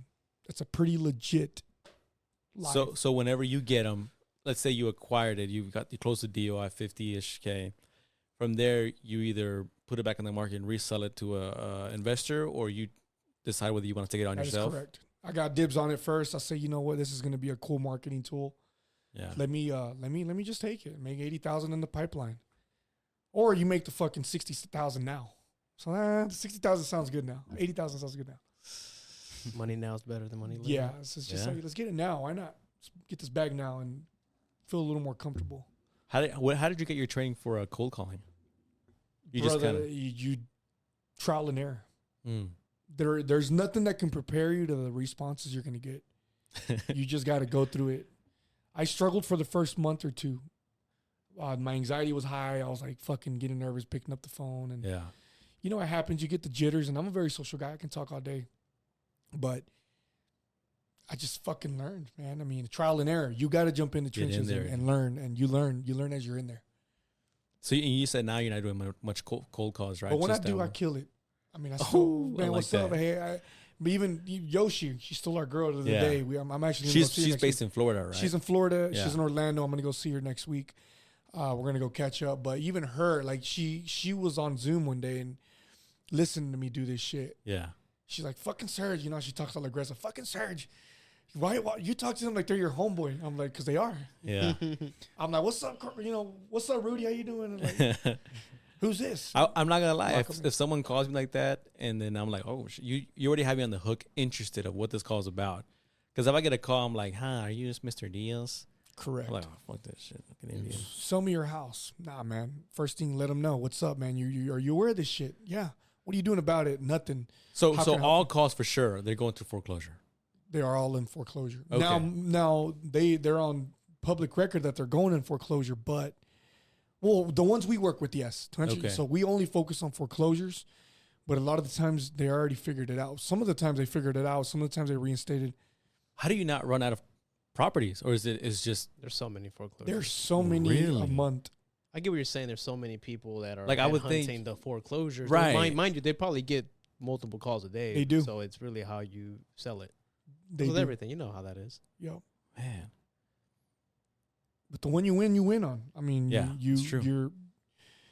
The goal is to do 10 transactions a month.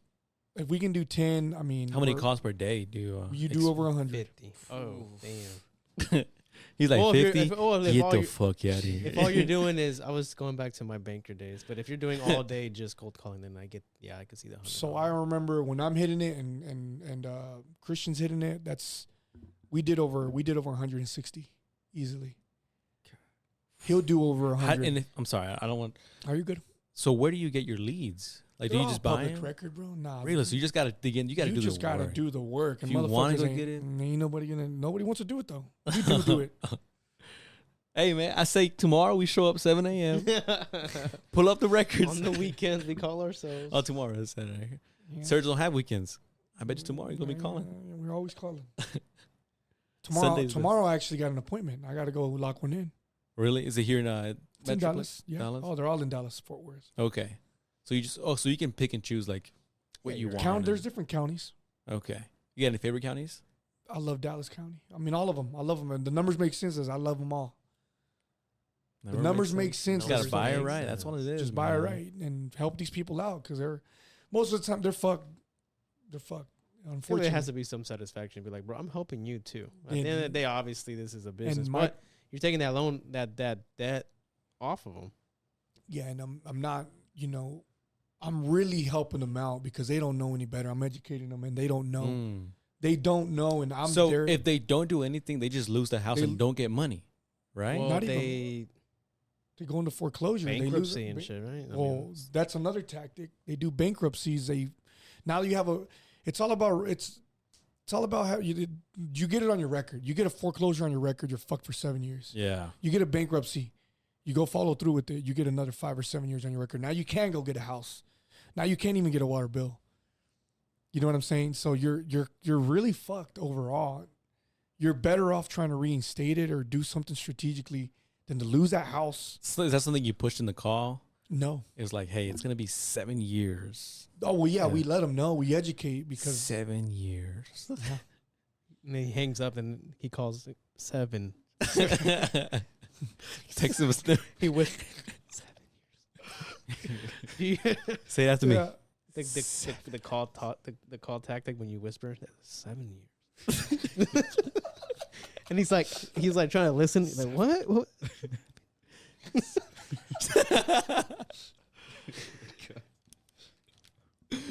Oh, that's It's funny. crazy, man. I can honestly, if I'm being dead honest, I want to give it a shot. Just try it, man. few cold calls. I've never done cold calls. I'm just Well, mine was not cold, quote unquote cold calls because it was at Chase, so like they knew I was calling from Chase. So it wasn't they didn't know me, but it was like, okay, well, this is someone from my bank calling me. My job was to have them come in and have meetings with the financial advisor for that branch. So anybody who had just a bunch of money that was just sitting down, not doing anything, sitting in a savings with the 0.001 interest, right? It was just basically selling them like, hey, here's how we can help you out to make more money, more use of the funds that you don't need, obviously. If you have $600K in your savings account, you really don't need that much in your savings. Like, you can move a lot of that to the side into a different Shit, I wish I higher had that yielding, list. real higher yielding account. And I would do that, man. And I think the biggest one that I got before I left was like $500K.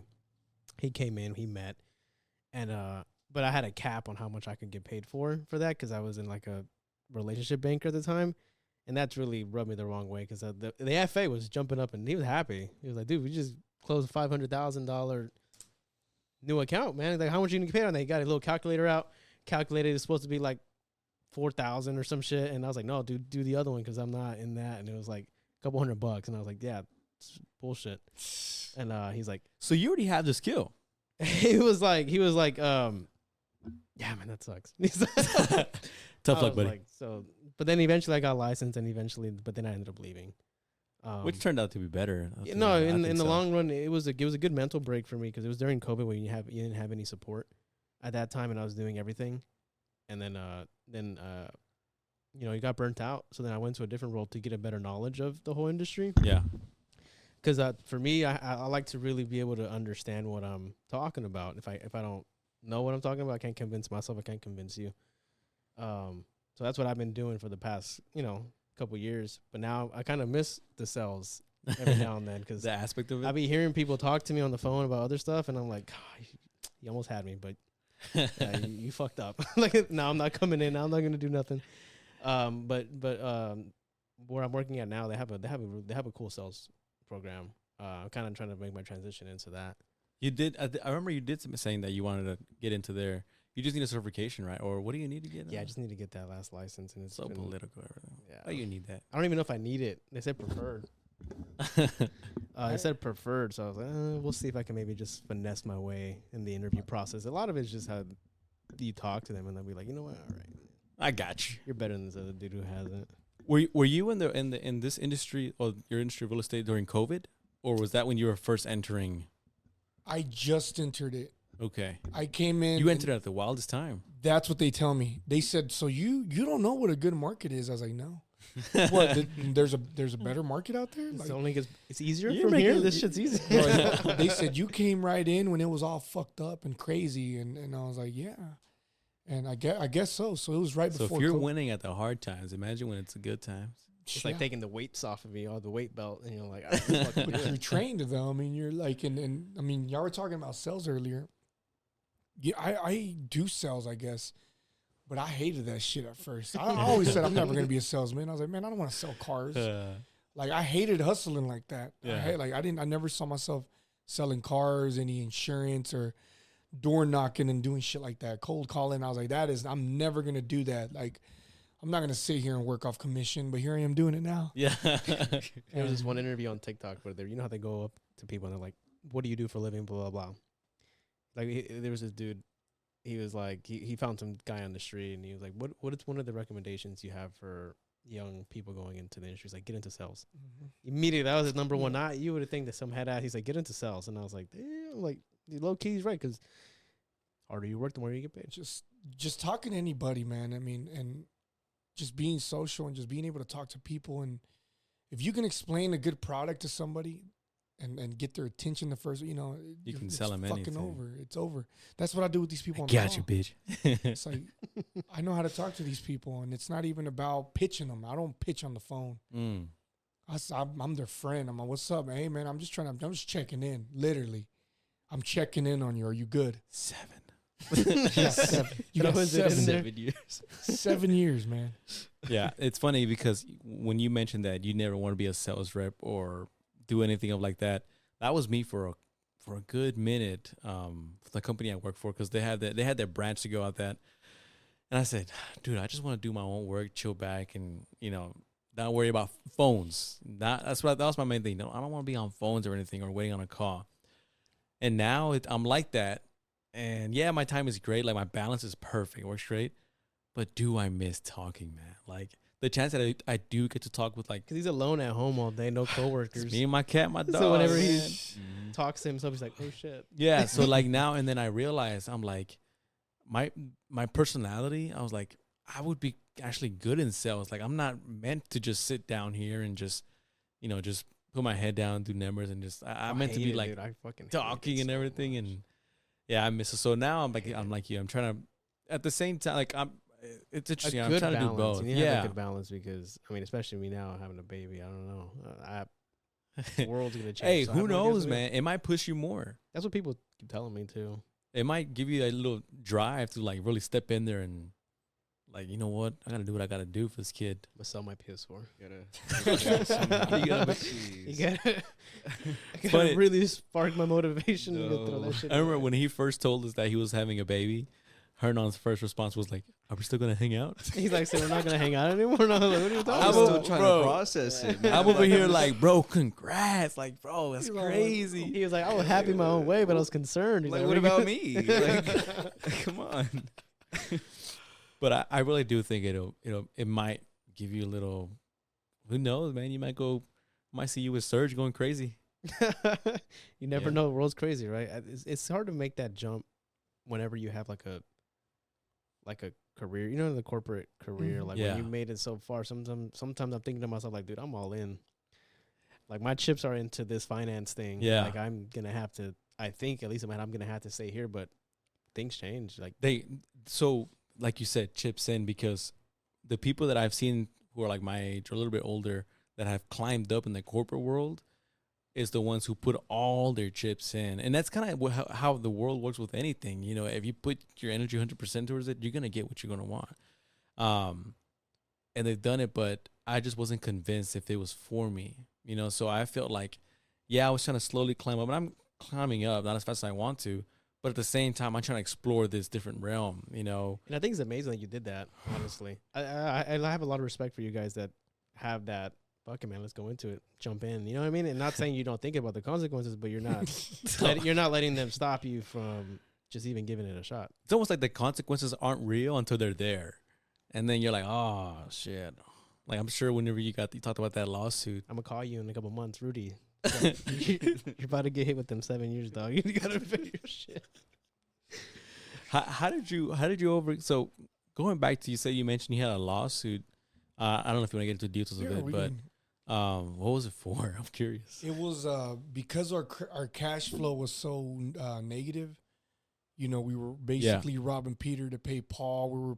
We were paying the people that were crying the loudest, and harassing us the most on material. Yeah. So it was either payroll or material this month or this week. I'm like, man, fuck. We got to crawl another week. We got to pay the guys to get the job done. Yeah. So we'll pay the guys and we wouldn't have the money. So we were like 60, 90 days past due on some invoices, man. It was just material. So it's one of those companies just decided to, hey. Yeah. I mean, they went through with it. I mean, and they locked our accounts for them. So who locks your account? I think they need like a court or a law restriction, some shit like that. They do. So they hire an attorney, and that attorney does. I don't know what the fuck they do, bro. I've seen some court orders on my shit. I watched Suits So on Netflix. There you go. I've seen something, but I don't know. I actually went to Chase. We used to work with Chase, right? Mhm. So I went to Chase. I was like, hey, dude, what's going on? Our shit's frozen. We're going through Well, this. buddy, let me tell you. Basically. How much time you got? Damn. And they were cool, though. They called. They're like, yeah, they froze your accounts because of this. And Those are hard conversations to have. Like, yeah.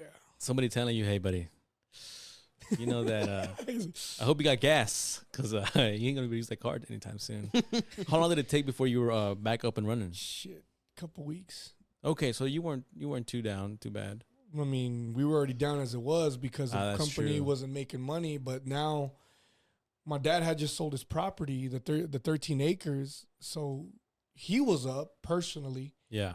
This is where I was talking about asset protection. And because he was tied to some out of the company on the LLC, they went after his personal assets and his accounts. Dang. So now you go across the whole fucking board.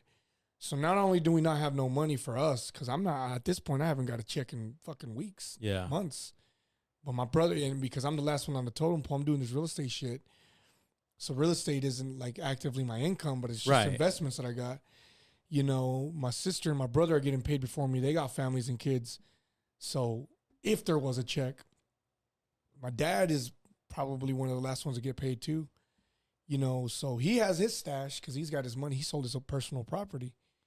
But now that shit's frozen. You ain't got no money coming in. That's crazy. So bro. now you're just fucked all across the board. I really thought LOC covered you all. Like, I thought. Fuck no, bro. We can limited look liability. you Limited, Limited- liability. It's I like guess- limited, motherfucker. What's the first fucking word on that? Limited? Okay, well, we're coming for you, buddy. So you ideally what you want to do is you want to get a holding company, and then you want to start kind of move in a state that's protected, which is like Wyoming, Cayman Islands? Nevada. Offshore, an offshore account. I can do that. Chris knows about that. And then just start creating, you know, LLCs under that subs or DBAs or whatever you want is one of the ways that I've. So you learned this the hard way. Oh yeah, school of hard knocks. And now you can learn this for an easy payment of $5.99 a month. Three payments of $19.99. I mean, yeah, we do. I mean, we do it all. We teach people that. I mean, LLCs and shit like that. Man, I mean, just do's and don'ts. yeah. Well, Serge, it was great having you on here, man. Love your energy. Before we send you off, is there anything you want to say or send out to someone who's like wanting to step out, or some type of advice to out there, people who are wanting to step into this realm? Yeah, I mean, I recommend everybody just to really, you know, I used to say, y'all remember YOLO? Yeah, I took that to the heart, man. I lived every day like it was my last. Yeah. I didn't give a fuck about anything, you know, but I would say now I live my day like it's my last, to like, how can I be the best that I can? Yeah. How can I execute every single day? So just, you know, I really recommend everybody just go out there and do what the hell it is that you really want to do.